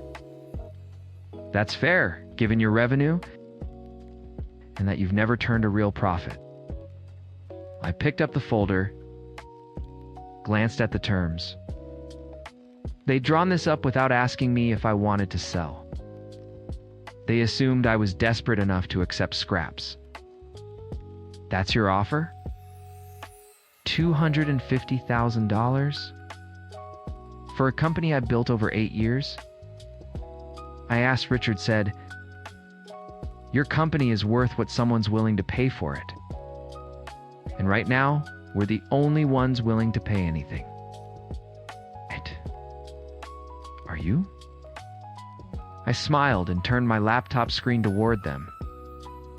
"See, here's the thing. You're not the only ones interested in my failing little garage business. In about 2 minutes, I'm scheduled for a video call with the acquisition team from Bridgepoint Technologies." Caroline's face went pale. "Bridgepoint. The Bridgepoint? The Fortune 500 firm your company tried to partner with last year." "Exactly," I said. "They've been negotiating with us for 6 months. They want our algorithm." The video call notification popped up. 3 faces appeared on the screen. Bridgepoint's CEO, their CFO, and their head of acquisitions. "Good morning, Jake," the CEO said. "Are we ready to finalize?" "Absolutely," I replied. My lawyer reviewed the paperwork. We were ready. As numbers populated the digital contract, Caroline and Richard watched in silence. The acquisition price was $47 million for a 60% stake. That valued Vertex at about $78 million in total. I would keep 40%. I'd stay on as CTO with creative control, plus performance bonuses. Caroline whispered, $47 million. Apparently more than your $250, I said. Richard's face went red. How? He demanded. How is this possible? Your revenue streams? Your client base? None of this makes sense. It makes perfect sense if you actually understand the technology, I said. Vertex was in development mode. We built something revolutionary. Bridgepoint saw the value. You just saw a dropout in a garage. Caroline sank into a chair. Her carefully constructed world crumbled in front of her. I didn't know, she said, tears forming. You never listened, I replied. Every time I tried to share what was happening, you dismissed me. So I stopped sharing. I focused on the work while you focused on proving me wrong. Why didn't you say something? She asked. Because last night, in front of 200 people, you publicly declared I was worthless, I said. My marriage ended when you did that. I'm filing for divorce today. I slid an envelope across the desk. Divorce papers. Caroline reached for my hand. "We can work through this," she pleaded. "Help?" I laughed, pulling my hand back. "You weren't trying to help. You were trying to control. To force me into being who you wanted. Congratulations. You successfully managed me out of your life." Tyler cleared his throat. "Jake, the Bridgepoint team is flying in from Seattle. They want to schedule a celebration dinner tonight."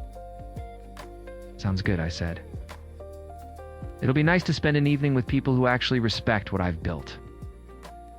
As I walked to the door, Caroline called out, "What am I supposed to tell people?" Everyone saw that video. Everyone knows what I said. "Tell them the truth, Caroline," I said, looking at her for the first time in years. "Tell them that you were the one who failed. Not in business. You're great at business, but in marriage, in partnership, in seeing the person in front of you. Tell them your Harvard MBA didn't teach you the most important lesson. Never underestimate the people you're supposed to love." The next few weeks were chaos. The good kind. Bridgepoint's acquisition made headlines. Articles read, "Former UCLA dropout sells company for $47 million. Supply chain revolution. How Vertex Solutions changed the game." Carolyn called dozens of times.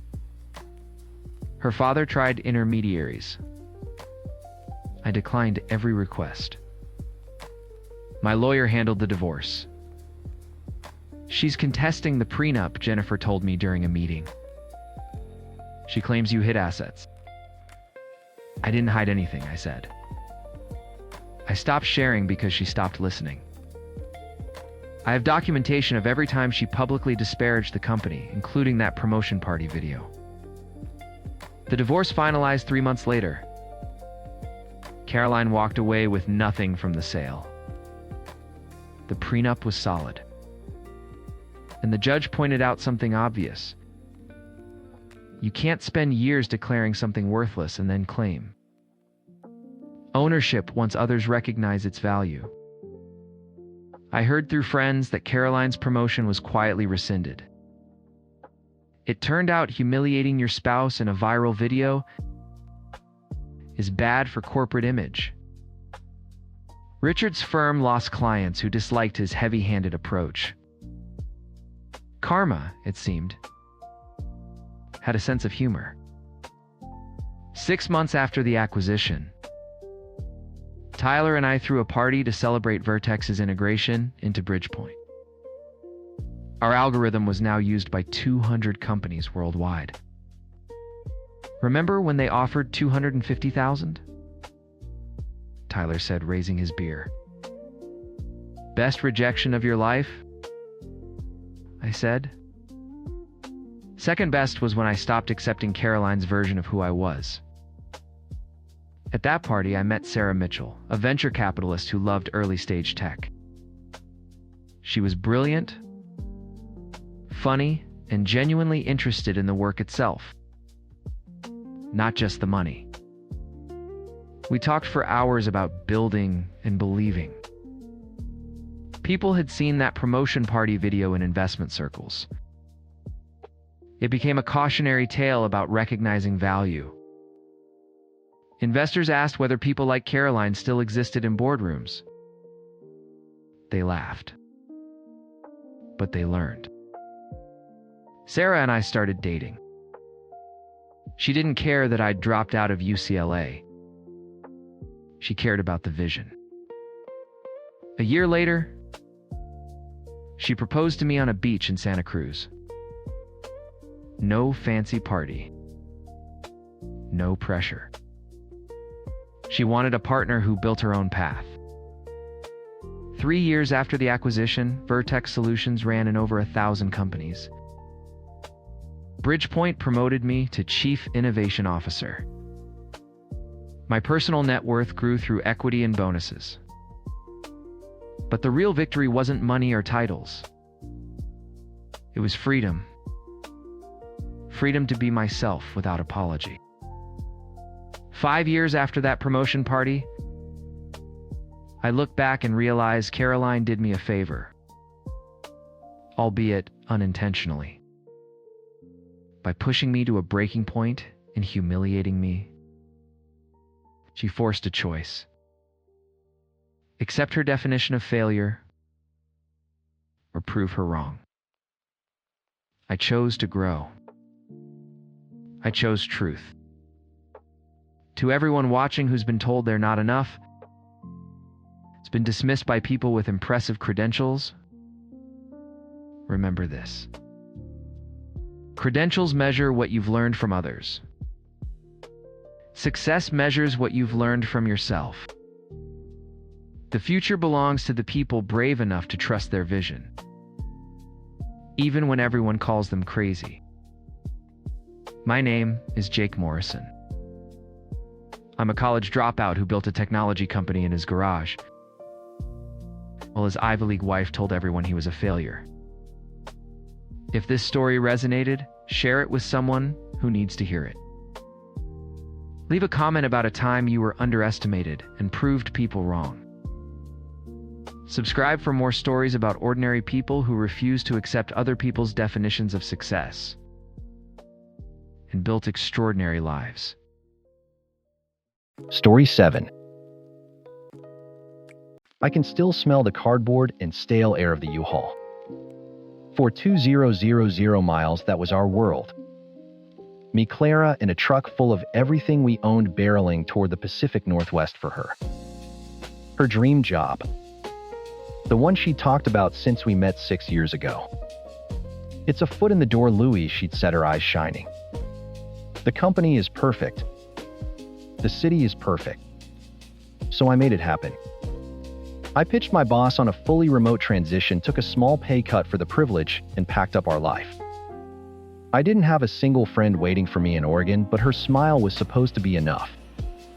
For the first month it was. We'd unpack boxes by day and explore our new city by night, feeling like pioneers. I was paying all the bills. Her job was a glorified internship with intern pay, but it felt like an investment in us. Then the chill set in. It wasn't the Oregon rain. It was her. It started with small things. She'd come home from work, drop her keys in the bowl with a clatter and sigh. A deep, world-weary sigh that sucked all the oxygen out of the room. Tough day, I'd ask. Just tired, she'd mumble, heading for the shower. The long, hot showers got longer. Our conversations got shorter. She started talking about the move like it was a mistake. I don't know, Louis. It's just harder than I thought, she said one night, pushing pasta around her plate. I miss my friends. This job is so much pressure. I tried to be supportive. It's a huge change, Clara. It'll take time to adjust. We'll make new friends. She just nodded, her eyes fixed on something over my shoulder. A month later, the text started. Gonna be late tonight. Project deadline is killing us. I'd make dinner, eat alone, and she'd stumble in around 11 p.m. smelling faintly of stale beer, not office coffee. When I'd ask how the project went, she'd give vague answers. It was fine. Ben helped me finish up. Ben. The coworker. The name started popping up more and more. Ben was so funny. Ben had the best taste in music. Ben was also going through a tough time with his girlfriend. One Thursday, she sent the usual text. Working late. Don't wait up. Around 9 p.m., a weird feeling gnawed at me. I hadn't heard from her in hours. On a whim, I opened the Find My Phone app. Her icon wasn't at her downtown office building. It was pulsing over a dot labeled the Crow's Nest Pub 3 miles away. My blood ran cold. I didn't drive there. I didn't call her out. I just sat on the couch in the dark, watching her little icon until it finally started moving toward home just after midnight. When she walked in, I was still sitting there. "Hey," she said, fumbling with her keys. God, what a night. "How was the project?" I asked, my voice flat. She froze. "It was fine. We got it done." "Good." "How was the crow's nest?" The color drained from her face. She looked like I'd slapped her. For a full 10 seconds, she just stared, mouth slightly open, gears grinding in her head for a plausible lie. She came up with nothing. "Louis, you lied to me, Clara." Tears welled instantly. "It was a spectacular performance. I'm so sorry." Ben and a few others just wanted to grab a drink to decompress. "It was nothing. I should have told you." "You should have answered my texts," I said, holding up my phone. "I was worried." "I know. My phone was in my purse." "I'm so sorry," she sobbed, collapsing into me. "He's just a friend. I promise. It won't happen again. I'll set boundaries." Like a fool, I held her. Like a fool, I believed her. Because the alternative was thinking this entire 200,000-mile move was a catastrophic mistake. For a few months, things seemed better. She was more present. She suggested date nights. She complained about Ben being a little needy. It felt like a course correction. I started to relax. I even bought a PlayStation, something I'd put off for years, figuring I finally had some time to unwind. I got into a new RPG, a massive open-world game I could get lost in for an hour or two after work. That was my next crime. She picked the fight on a Tuesday night. I had just finished a boss battle. I took my headset off, energized. "Man, that was intense," I said, turning to her on the couch. She was glaring at me, arms crossed. "Must be nice." "What's that supposed to mean?"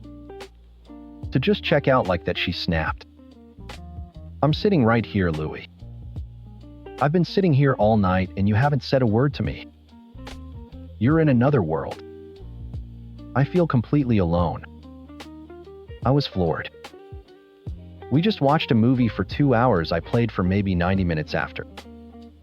"It's not about the time, it's about your energy." Her voice was rising. "You're not here with me. You're emotionally disconnected. Is this what our life is now, me watching you play video games?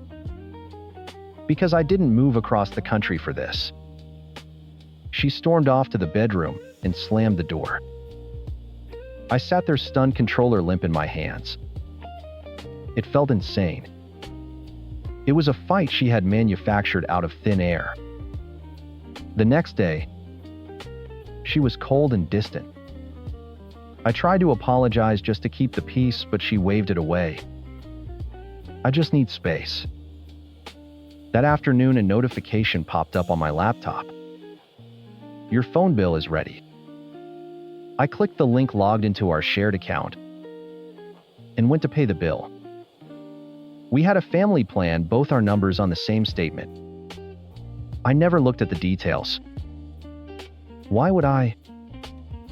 But as my mouse hovered over the pay now button, my eyes drifted down to the usage breakdown. My line had a few hundred minutes of calls. Normal. Clara's line had over 5000. I scrolled down to the detailed log, my heart starting to pound a low, heavy rhythm against my ribs, and there it was. A number called over and over again. Not mine. Not her mother's. I already knew whose it was. Call after call, all placed after 11 p.m. Some after midnight. The durations were staggering. 78 minutes, 124 minutes. 96 minutes. Last night, after she'd slammed the bedroom door in my face, there was a call that started at 1:14, 7 p.m. and ended at 2:19 a.m. To Ben. The screen blurred. Every lie, every excuse about being tired, every accusation she'd thrown at me, it all snapped into a sickening sharp focus. She hadn't just broken her promise. She had built an entire secret life in the wreckage of ours right under my nose. And I had paid for every single minute of it. I didn't move from the chair. I just sat there, the laptop open on the coffee table, its cold blue light painting the dark living room. The detailed phone log was a monument to my own stupidity. I printed it. All 6 pages. The front door clicked open just after 7. Clara walked in, dropping her tote bag with the usual weary thud. "Hey," she said, her voice still carrying the chill from yesterday. "Long day." "Sit down," I said. It wasn't a request. Her eyes narrowed. She saw the papers fanned out on the table. "What's that?" "The phone bill." She walked closer, peering down. I watched her face as she processed the columns of dates, times, and durations next to a single recurring number. There was no flash of panic. No shock. Just a slow, hardening resolve. Her mask didn't just crack. It fell off completely. So she said, her voice flat. The simple, defiant word hit me harder than a scream. "So Clara, there are over 60 hours of calls to this guy. In the last month. Almost 3 hours the night you screamed at me for playing a video game. I needed someone to talk to." She stated as if explaining the weather. "You have me. Or you did. I'm your partner. I moved my entire goddamn life here for you." She finally looked at me, and her eyes were cold, dead things. "And what a prize you've been. You sit there in your headset living in some fantasy world while I'm drowning out here. I'm lonely, Lewis." "You're lonely. So you call him, the guy you swore you'd set boundaries with after you lied about being at the pub with him." I reached out because I was hurting. She shot back, her voice finally rising. "Because you're not present. You're not here." He listens to me. He actually asks about my day and cares about the answer.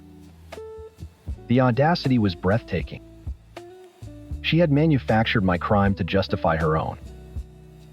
The video game wasn't the problem, it was the excuse. This is insane. I whispered, shaking my head. "You're blaming me for this. For your affair." "It's not an affair," she yelled. "We haven't slept together."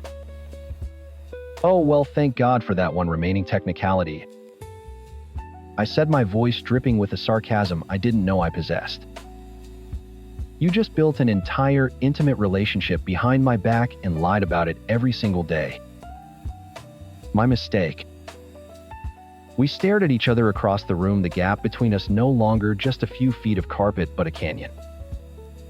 I saw then that there was nothing left to save. There was no remorse in her eyes. Only justification. She broke the silence. "I can't do this anymore." "Do what? Get caught?" "Be with you," she said, her words clipped and final. "We're done, Lewis. This isn't working." Just like that. 6 years across country move, a shared life ended in a sentence. Before I could even respond, she pulled out her phone, her thumb already flying across the screen. I saw the website she was on. Apartments.com. "What are you doing?" I asked, my voice hollow. "I'm looking for a place," she said, not even looking up. "Ben and I are getting one together." The air left my lungs. The casual cruelty of it was a physical blow. She wasn't just leaving me. She was replacing me. Instantly. Seamlessly. As if I were a burnt-out light bulb. I started laughing. A raw, ragged sound that scared even me. Of course you are. Of course. I didn't sleep that night. Or the next. She packed her things in a furious silent burst, stuffing clothes and books into the same cardboard boxes we'd so hopefully unpacked together months earlier. 2 days later, Ben pulled up in a rusted pickup truck. I watched from the window as they loaded her life out of mine. She never looked back. The silence in the apartment was deafening. Every room held a ghost. I was in a new city where the only person I knew had just ripped my heart out. The isolation was a physical weight pressing down on me. After a week of staring at the walls, I did the only thing I could think of. I found a therapist. Her name was Dr. Anya Sharma. And in our first session, I just laid it all out. The move, the lies, the phone bill, the video game. When I finished, she looked at me with kind, intelligent eyes. "Louis," she said gently, "she didn't leave you because you played a video game. She used the video game as a lever to pry you away so she wouldn't have to feel guilty about already being gone." That single sentence reframed everything. A month later, my phone buzzed with a call from Megan, a mutual friend from back home. "Louis, hey.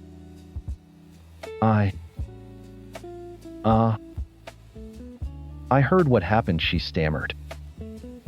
"Clara called me. Said you guys just grew apart." I let out a short, harsh laugh. Grew apart? Yeah, I guess you could call it that. She grew a whole new relationship with a coworker, and I found out on the phone bill. There was a stunned silence on the other end. "Oh my God. Are you serious?" She said you were emotionally checked out. And I bought a PlayStation I finished for her. Yeah, I know the story she's spinning. I told Megan everything. The real version. Wow, she breathed. That's monstrous. I'm so sorry, Louis. Then she paused. Well, maybe this will make you feel a tiny bit better. Her plan isn't exactly going smoothly. What do you mean? Ben's girlfriend found out everything and kicked him to the curb. Apparently, she owned their condo and made all the money. He got his clothes, and that's it. Clara told me they couldn't get approved for any of the apartments they wanted because his credit is shot, and she makes nothing. A slow, dark warmth spread through my chest. So where are they? Megan's voice lowered like she was sharing a delicious secret. You're not gonna believe this. They had to buy some clapped-out 20-year-old RV. They're living in it. At a campground by the interstate. I had to put the phone on my lap because my hand was shaking from trying to suppress my laughter. I pictured it. Clara, who loved boutique hotels and curated Instagram aesthetics, living in a tin can. Ben, the charming office poet, emptying a chemical toilet. The image was so pathetic, so perfectly poetically just that it was almost beautiful. That night, for the first time in months, I slept soundly. The next morning, I woke up with a clarity I hadn't felt in years. I opened my laptop and pulled up my work portal, my social media, my contacts. I blocked Clara's number. I blocked her on Facebook, on Instagram, on LinkedIn. I erased every digital trace of her. It was a digital amputation, and it felt incredible. Then I opened a map of the United States. My job was fully remote. I had supported us in this expensive city on my salary alone. I could live anywhere. Denver, Austin. Back east closer to my family. The possibilities unfurled before me, a future she had no part in. She wasn't a loss. She was an anchor I had just cut loose. Let her have her life in a trailer park with the man she'd chosen. I was free. And I was just getting started. Story 8. I, 29 male, was in a budget meeting when my phone started vibrating nonstop. Ignored it. Meeting ended 20 minutes later. Checked my phone, 15 texts, all from different people. All saying some variation of, "Bro, your girlfriend is losing it on Instagram." Opened Instagram. My girlfriend of 8 months was live. 12,284 viewers. She was sitting on my couch. My couch, in my apartment. Holding up a receipt from the hardware store. So yeah, I just bought this deadbolt kit for $43.99. Gonna install it myself while he's at work. He thinks he can just ignore my texts all day? Nah. When he gets home tonight, his key won't work. Let's see how he likes that. Comments were exploding. Get it, girl. This is iconic. Make him pay. Oh, and for everyone asking where I'm gonna put his stuff. The hallway. Literally just gonna pile all his crap in the hallway. He can deal with it. This is my apartment now. I sat there, stared at my phone. She was announcing a felony to 12,000 people. Illegal eviction, broadcast live. The thing is, I own this apartment. Well, I'm on the lease, solo. Have been for 3 years. She moved in 4 months ago after her roommate situation fell apart. Translation: roommate kicked her out for not paying rent. Called building security. Hey, this is Unit 847. I need someone up here now. My girlfriend is on Instagram Live, announcing she's changing my locks and evicting me. Sir, is she on your lease? No, I'm the only leaseholder. She's a guest who's attempting to illegally evict me. And she's broadcasting it. We'll send someone immediately. Told my boss I had an emergency. Left. Drove home doing exactly the speed limit because getting pulled over while your apartment's being stolen seemed like a bad day. Kept the live open. She was now attempting to install the deadbolt. Failing miserably. Okay, so these instructions make no sense. Like, why are there 3 different diagrams? Whatever. I'm a strong, independent woman. I can figure out a stupid lock. Viewer count, 13,109. Someone commented, "Girl, is this even legal?" She read it out loud. "Is this legal?" Yeah. I've lived here for months. It's called common law marriage or whatever. He can't do anything about it. Another comment, "That's not how that works." Whatever. You're not a lawyer. I know my rights. Pulled into my building's parking garage. Texted security, "I'm in the building, coming up now." Elevator ride felt like an hour. Could still hear her through my door, still streaming. Unlocked my door with my key, walked in. She was on the floor surrounded by lock parts, screws, and the drill I bought last year. Her phone was propped on the coffee table, camera facing her. "Oh, perfect," she said, looking up at me. "Everyone, look who decided to show up, Mr. Too Busy for his girlfriend." "Hey babe, what you doing?" "What does it look like?" "I'm changing the locks." "On my apartment."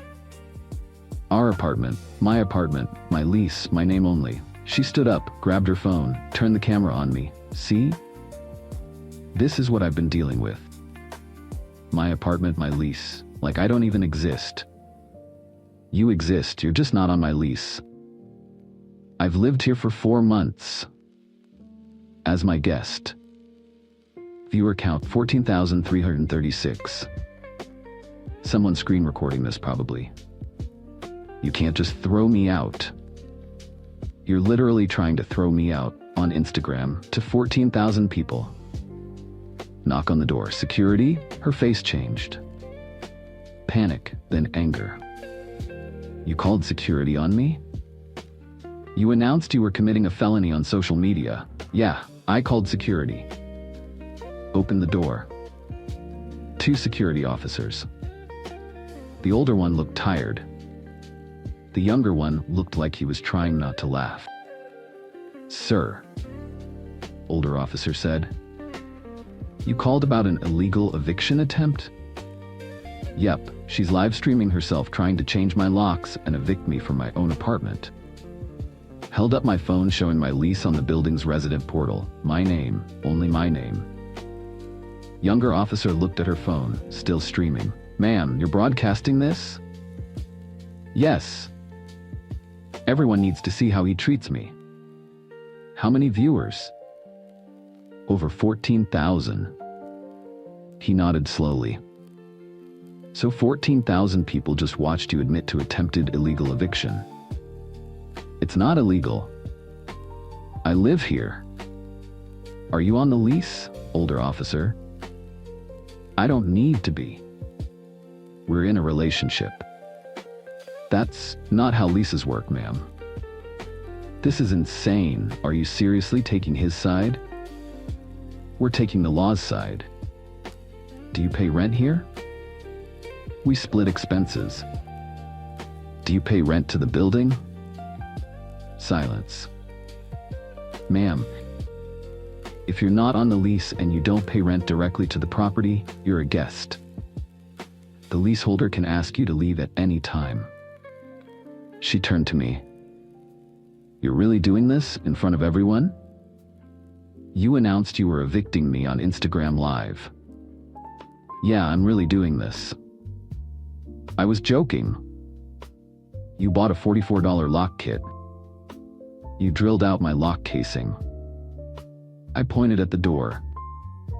She'd actually damaged it trying to install the new deadbolt. That's not a joke. That's property destruction. Older officer looked at the door. Did you damage the door, ma'am? It's not damage. I was installing a new lock. On property you don't own. That's vandalism. Her face went white. Sir, officer looked at me. Do you want her removed from the premises? The comments on her live were going insane. Half her followers were screaming about misogyny. The other half were saying things like, girl, you just incriminated yourself, and this is the best content I've ever seen. Yes, I want her out. Today. Now. No. She started crying. I have nowhere to go. You should have considered that before trying to steal my apartment. I wasn't stealing. You were changing the locks to prevent me from entering my own home. That's textbook theft. Younger officer, ma'am, you need to pack your belongings. You have 30 minutes. 30 minutes? You're lucky we're giving you that. Technically, he could have you removed immediately for trespassing. She looked at her phone. Then at me. You're really gonna throw me out? Make me pack on camera? You made this public, not me. She ended the live. 14,962 viewers when it cut off. Started throwing clothes in bags, crying loudly. Security stood there watching to make sure she didn't take anything of mine. She grabbed my PlayStation controller. That's mine, I said. You gave this to me. I let you use it. It's mine.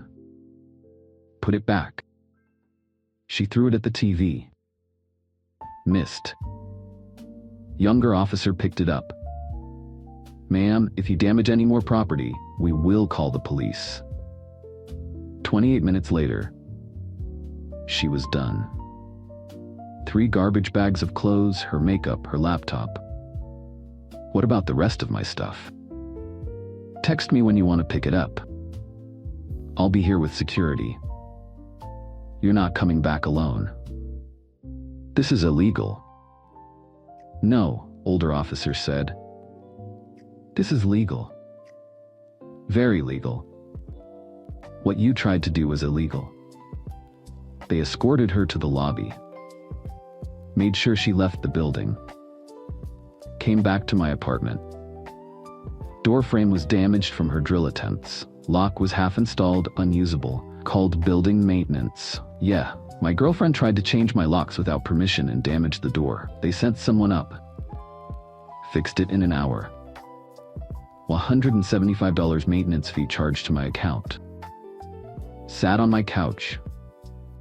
Opened Instagram. She'd posted to her story already. Just got illegally evicted. He called security on me. I'm homeless? This is domestic violence. Yeah, this was far from over. Update 1. The video was everywhere by midnight. TikTok, Twitter, YouTube. Someone had screen recorded the entire live. Entitled Girlfriend Tries to Steal Apartment on Instagram Live. 892K views. My phone wouldn't stop. Friends, family, coworkers I hadn't talked to in years. Everyone had seen it. My brother called. Dude, what the actual hell? Yeah. She tried to steal your apartment. On camera. To 15,000 people. Is she stupid or just entitled? I'm going with both. Her Instagram was a mess. Story after story. He threw me out with nowhere to go.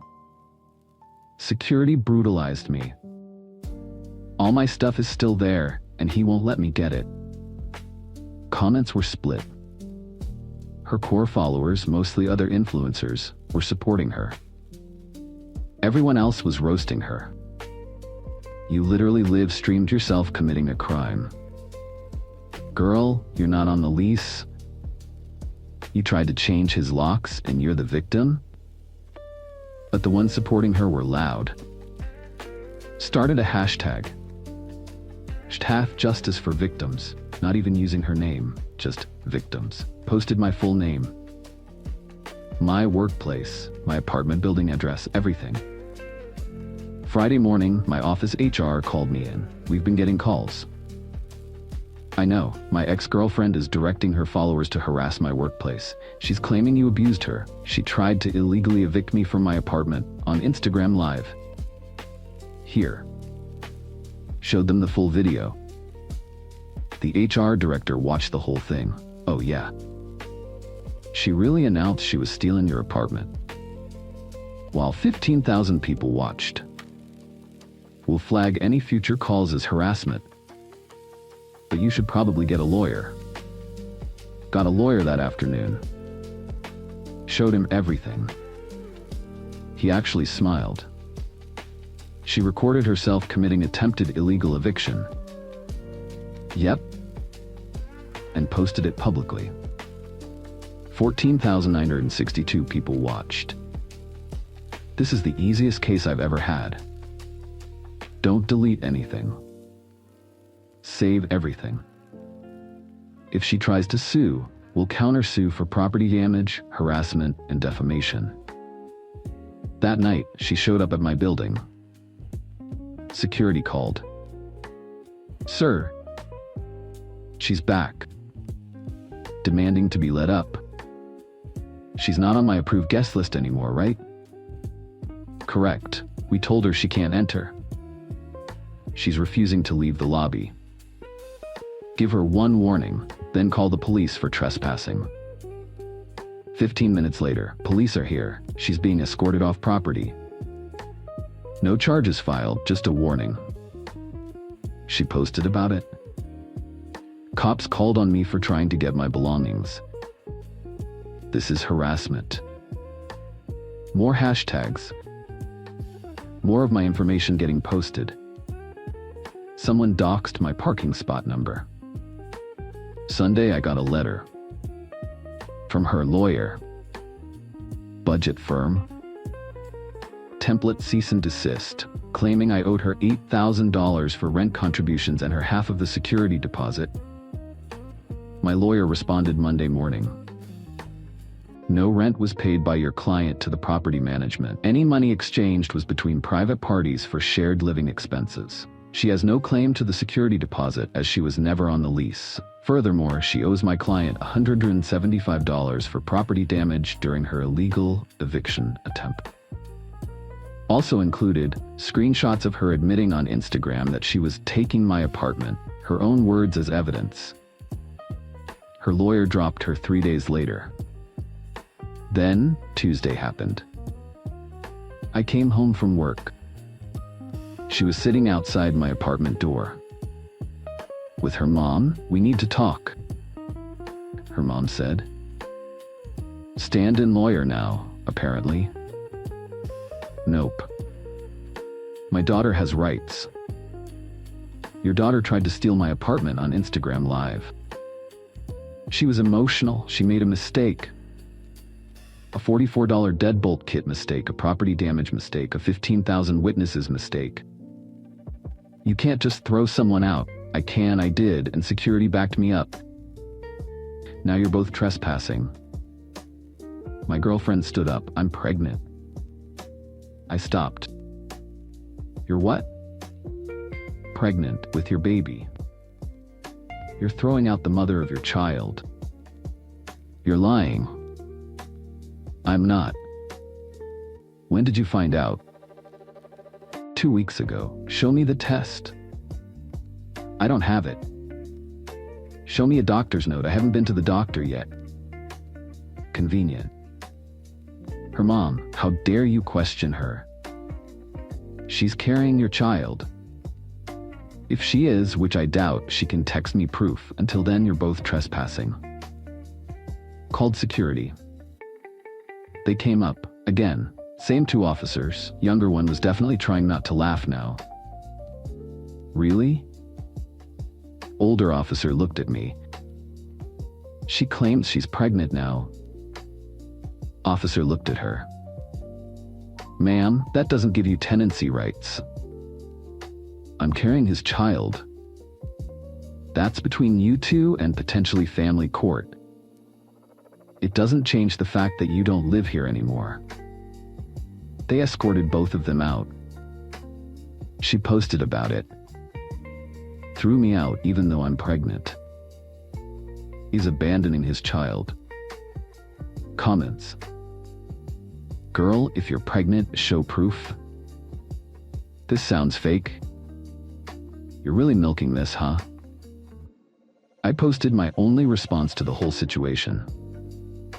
Screenshot of her I'm pregnant text, followed by waiting for proof, will update when provided. Never got proof. Shocker. Update 2 week 3 was when things got truly insane. She'd moved on from I'm homeless to I'm taking legal action. Posted screenshots of emails to tenant rights organizations, legal aid societies, the local news. None of them took her case. Because she didn't have a case. Then she pivoted. New strategy. Posted a long Instagram caption, tutorial, how to establish tenancy rights without a lease. Listed things like, receive mail at the address. She'd had her mail forwarded there. Have a key, which I took back. Keep belongings there, which I packed up. Pay bills. She'd Venmo'd me for groceries exactly 3 times. Her followers ate it up. OMG, this is so helpful. Saving this. You're so smart. My lawyer read it. She's publicly advising people how to fraudulently establish tenancy. That's wow. Can we use this? Oh, absolutely. Because here's what she didn't know. The building had approved my request to remove her from the approved guest list entirely. She was flagged in their system as banned, attempted illegal eviction. Friday evening, she tried to use her tenancy claims. Showed up with a locksmith. Her own locksmith. Told him she'd been illegally locked out and needed to get back into her apartment. Security stopped them at the elevator. "Ma'am, you're banned from this property." "I live here.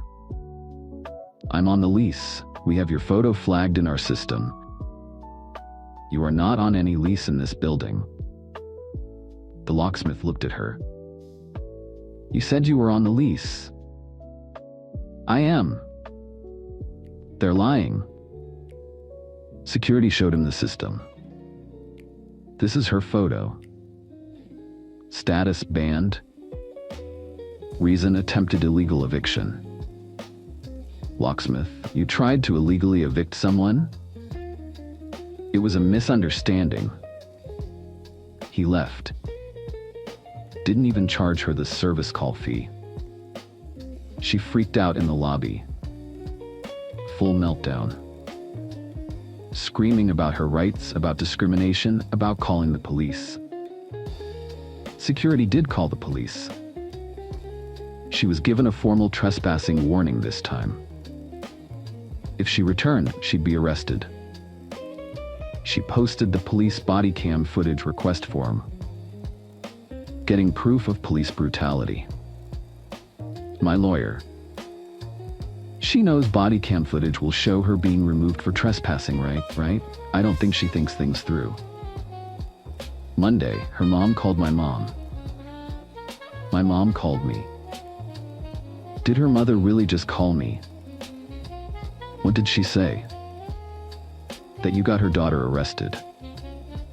She got a trespassing warning for trespassing. That's what I said. Then she called me a bad mother for raising such a heartless son. Sorry. Don't be. I told her she raised a daughter stupid enough to live stream herself committing a crime. Then I hung up. Thanks, Mom. Also, I watched the video. She's terrible at installing locks. Tuesday, I got served with papers. She was suing me. Small claims court, $12,000. Breakdown, $4,000 for unpaid rent contributions, $3,000 for emotional distress, $2,500 for property. I was withholding $1,500 for moving expenses, $1,000 for damaged belongings. My lawyer reviewed it. This is going to be fun. Court date was 3 weeks out. I spent those 3 weeks documenting everything, every Instagram post, every lie, every time she changed her story, every bit of harassment her followers sent. Compiled it into a 47-page document with screenshots, timestamps, and references. Meanwhile, she kept posting. Taking him to court. He's going to pay. Justice is coming. Her followers hyped her up. Get your money. Sue him for everything. Make him suffer. Court day arrived. She showed up with her mom in a binder. Like a huge 3-ring binder. Tabs and everything. I showed up with my lawyer and a USB drive. Judge called our case. Her opening statement. 5 minutes of how I financially abused her, trapped her in a relationship, threw her out with nowhere to go, and kept her belongings hostage. My lawyer's opening. Your Honor, we have video evidence of the defendant announcing she was illegally evicting my client from his apartment while broadcasting live to 15,000 people on Instagram. Played the video in court. The judge watched. The whole thing. Her announcing the eviction, the lock change attempt. Me walking in. Security explaining she wasn't on the lease. Her claiming our apartment while security showed she had zero legal right to be there. Judge looked at her. You recorded yourself doing this? I was emotional. You purchased a lock-changing kit, brought it to an apartment you don't lease, and attempted to change the locks while broadcasting it on social media? He was ignoring my texts. That doesn't give you the right to steal his apartment. I wasn't stealing. What would you call changing someone's locks to prevent them from entering their own home? Silence. Judge looked at her claim. $4,000 for unpaid rent contributions. I paid for groceries and utilities. And do you have receipts showing you paid the landlord rent? No, because he paid it and I gave him money. That's cost sharing, not rent. You have no lease, no proof of tenancy, no legal right to demand repayment for shared living expenses. Went through every item. Destroyed them all. Emotional distress? You caused your own distress by attempting a crime. Withheld property? You were given multiple opportunities to collect your belongings with security present. That's not withholding. Moving expenses? You moved yourself out after attempting to illegally evict him. Damaged belongings? Do you have proof any belongings were damaged? He threw my things in garbage bags. He packed your belongings when you were removed for trespassing. That's not damage. Case dismissed. But the judge wasn't done, ma'am. Filing frivolous lawsuits wastes court time and resources. You are ordered to pay court costs of $350.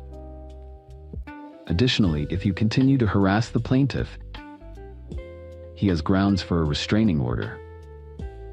Do you understand? She was crying. This isn't fair. You recorded yourself attempting a crime and posted it publicly. You're lucky you're not facing criminal charges. Court dismissed.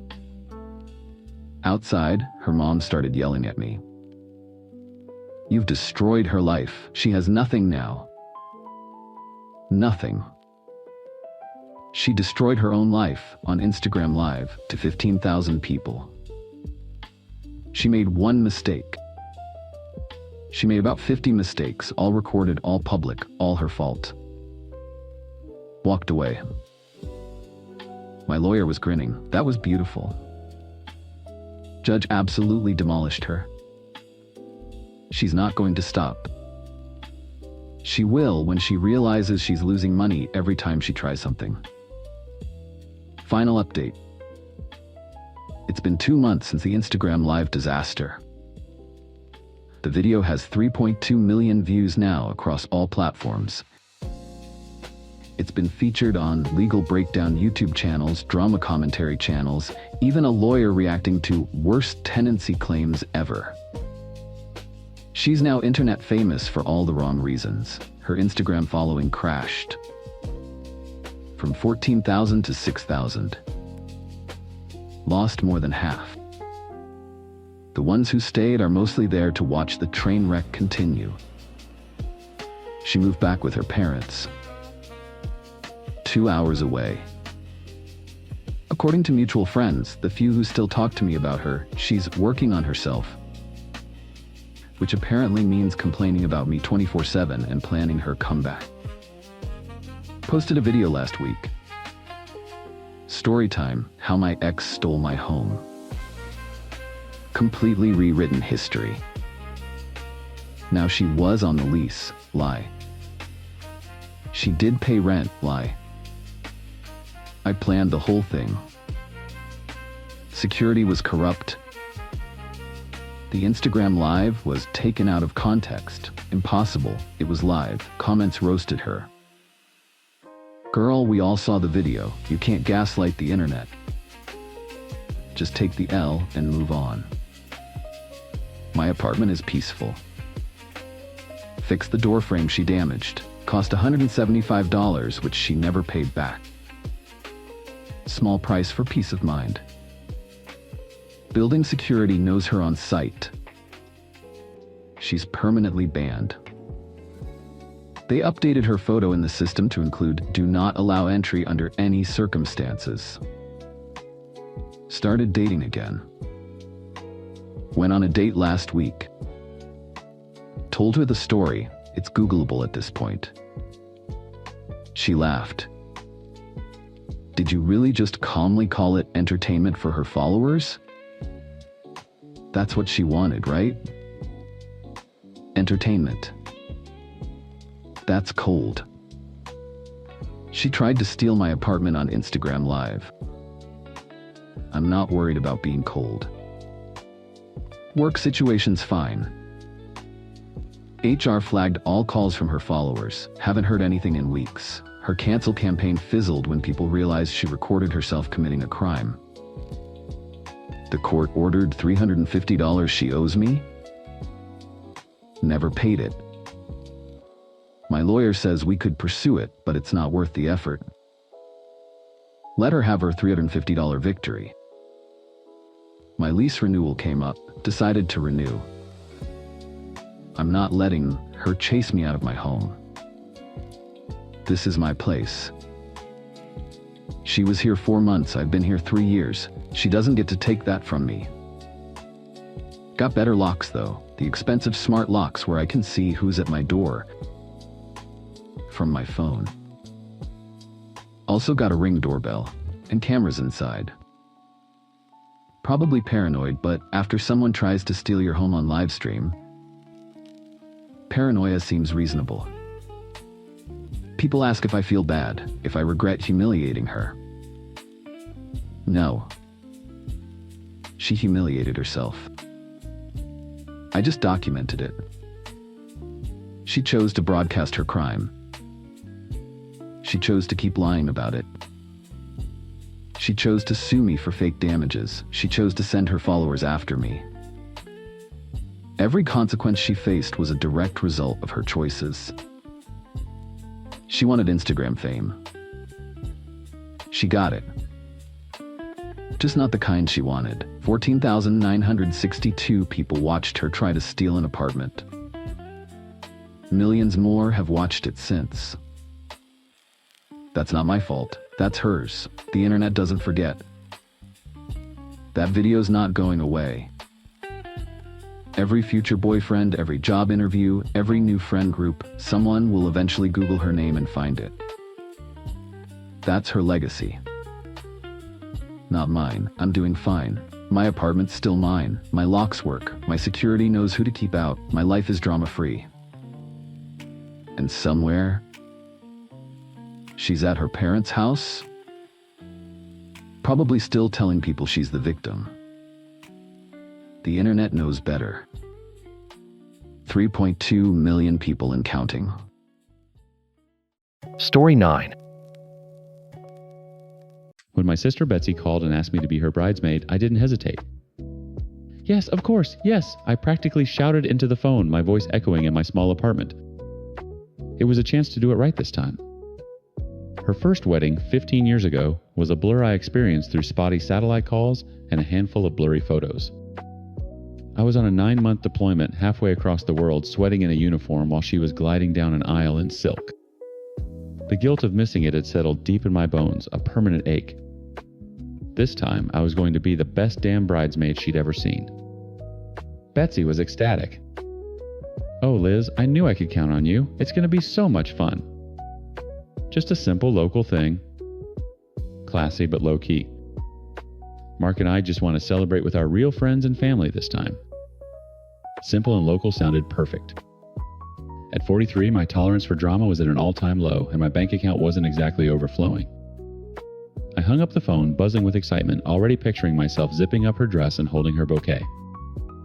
The first crack in the simple facade appeared a week later in the new Betsy's Bridal Brigade group chat. A picture popped up of 4 of us photoshopped into slinky satin dresses, the color of a faded rose. They were beautiful, I'll admit. Then came the link. Asterisk, maid of honor, Sarah Times. Wow, gorgeous Bets. Asterisk. Bridesmaid Chloe Times, love it. My finger hovered over the link before I tapped it.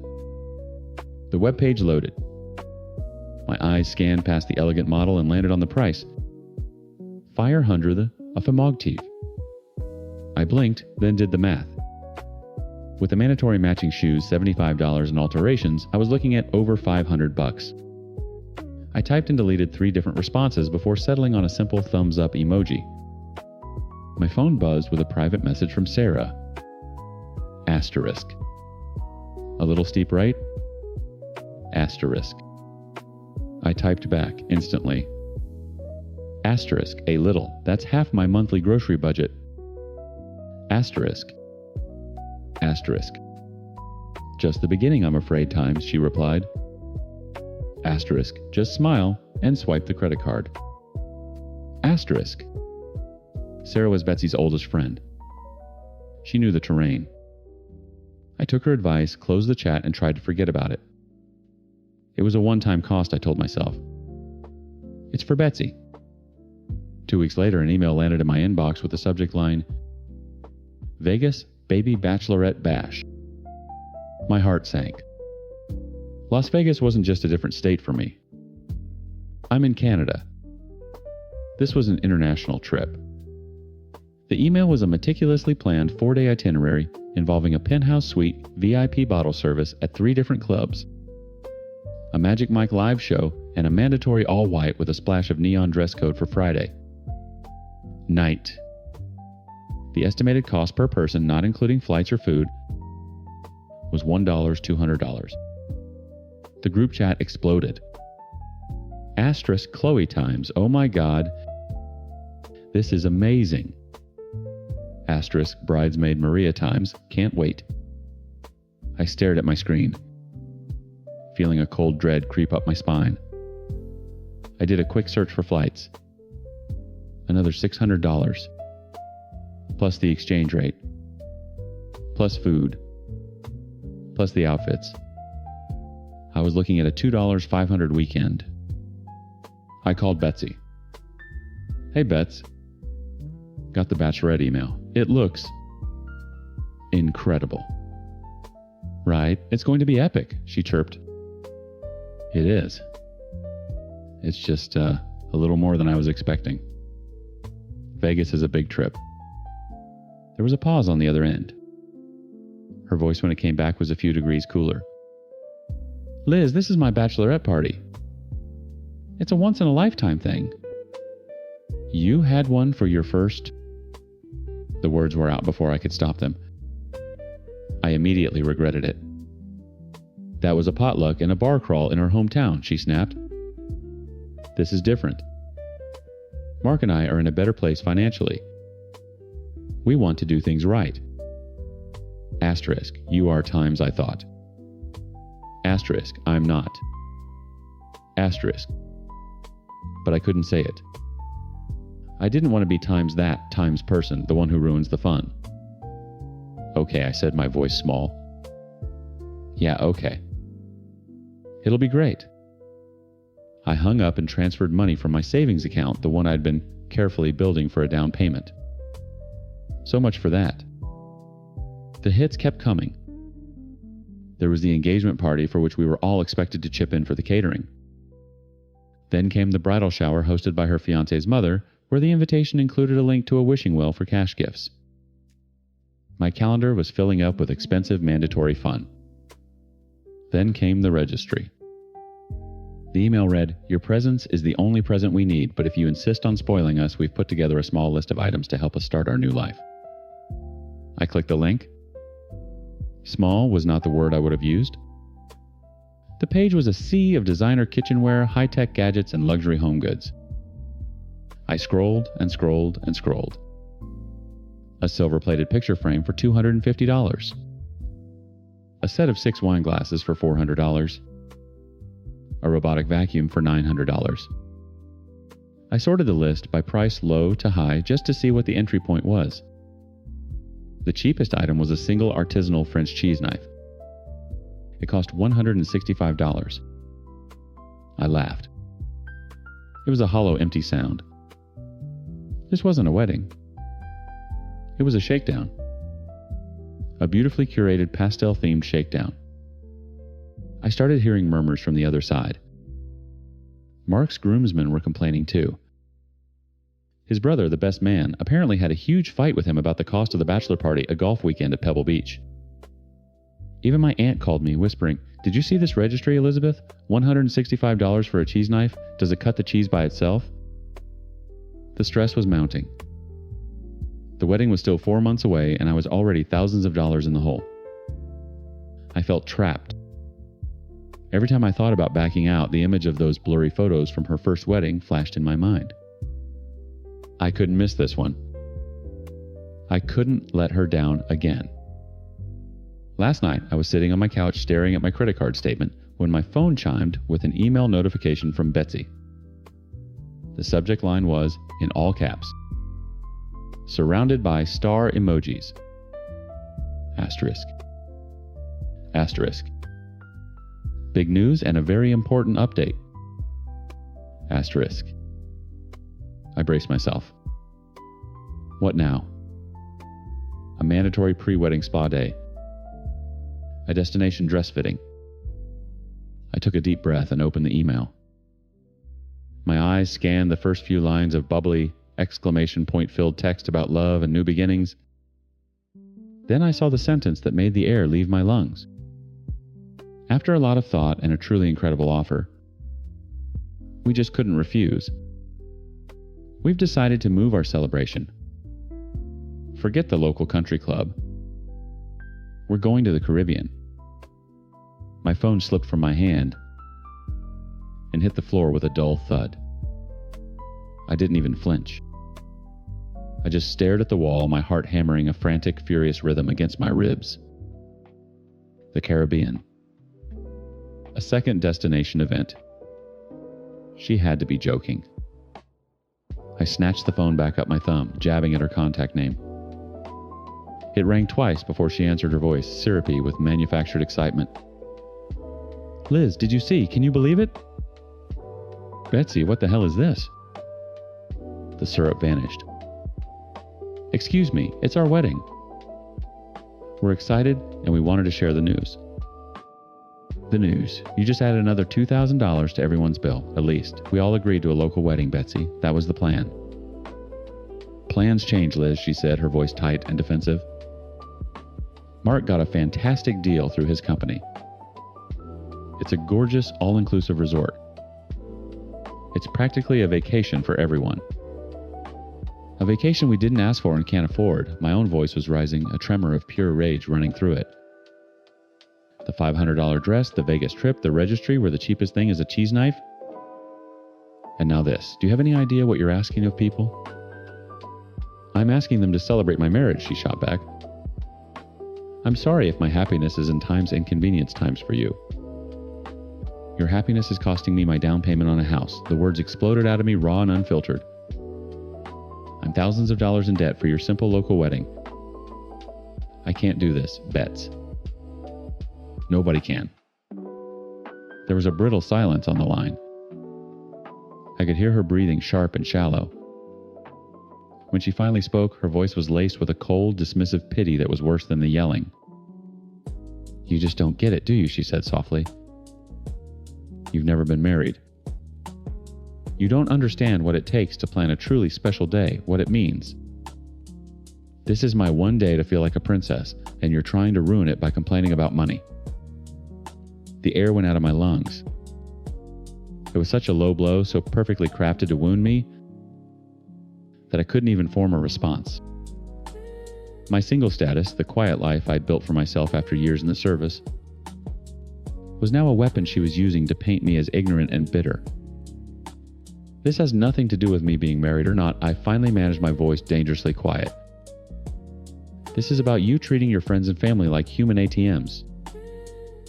If you can't afford it, Liz, maybe you should just say so," she snapped. "Maybe you shouldn't be a bridesmaid after all." The threat hung in the air between us, ugly and absolute. Click. She hung up. I stood in the middle of my living room, phone in hand, shaking. My screen lit up. A private message from Sarah. Asterisk. She hung up on you too, didn't she? Asterisk. Another one from a number I didn't recognize. Asterisk.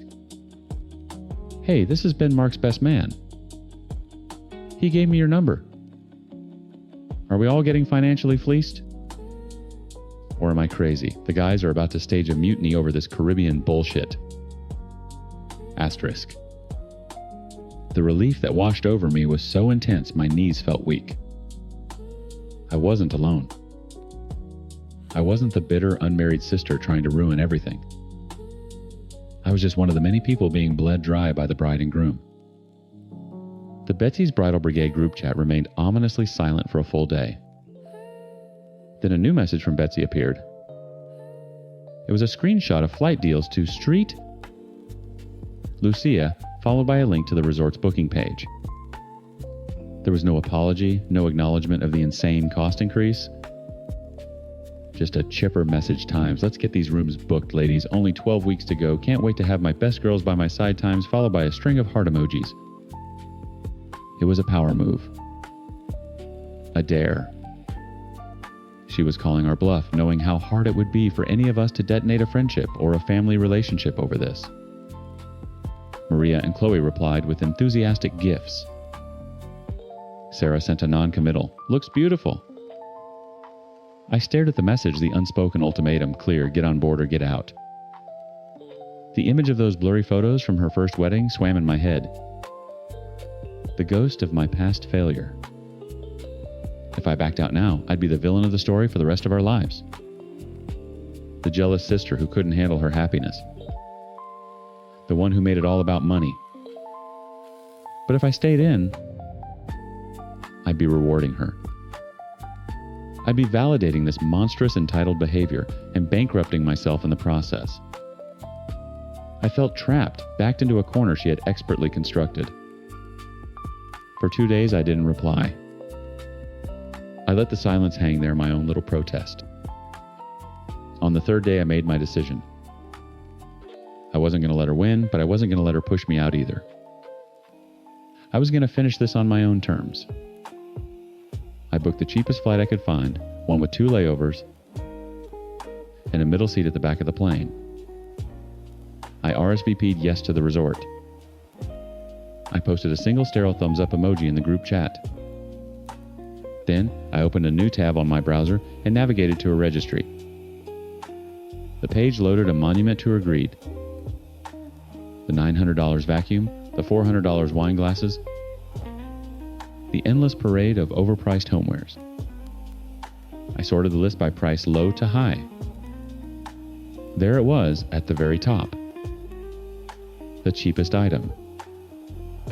The entry fee to her new life. The artisanal French cheese knife. $165. I looked at the absurdly ornate silver handle, the ridiculous curve of the blade. A tool for a life I couldn't fathom, bought with money I didn't have for a sister I no longer recognized. It was the perfect symbol for the whole charade. A shakedown disguised as a celebration.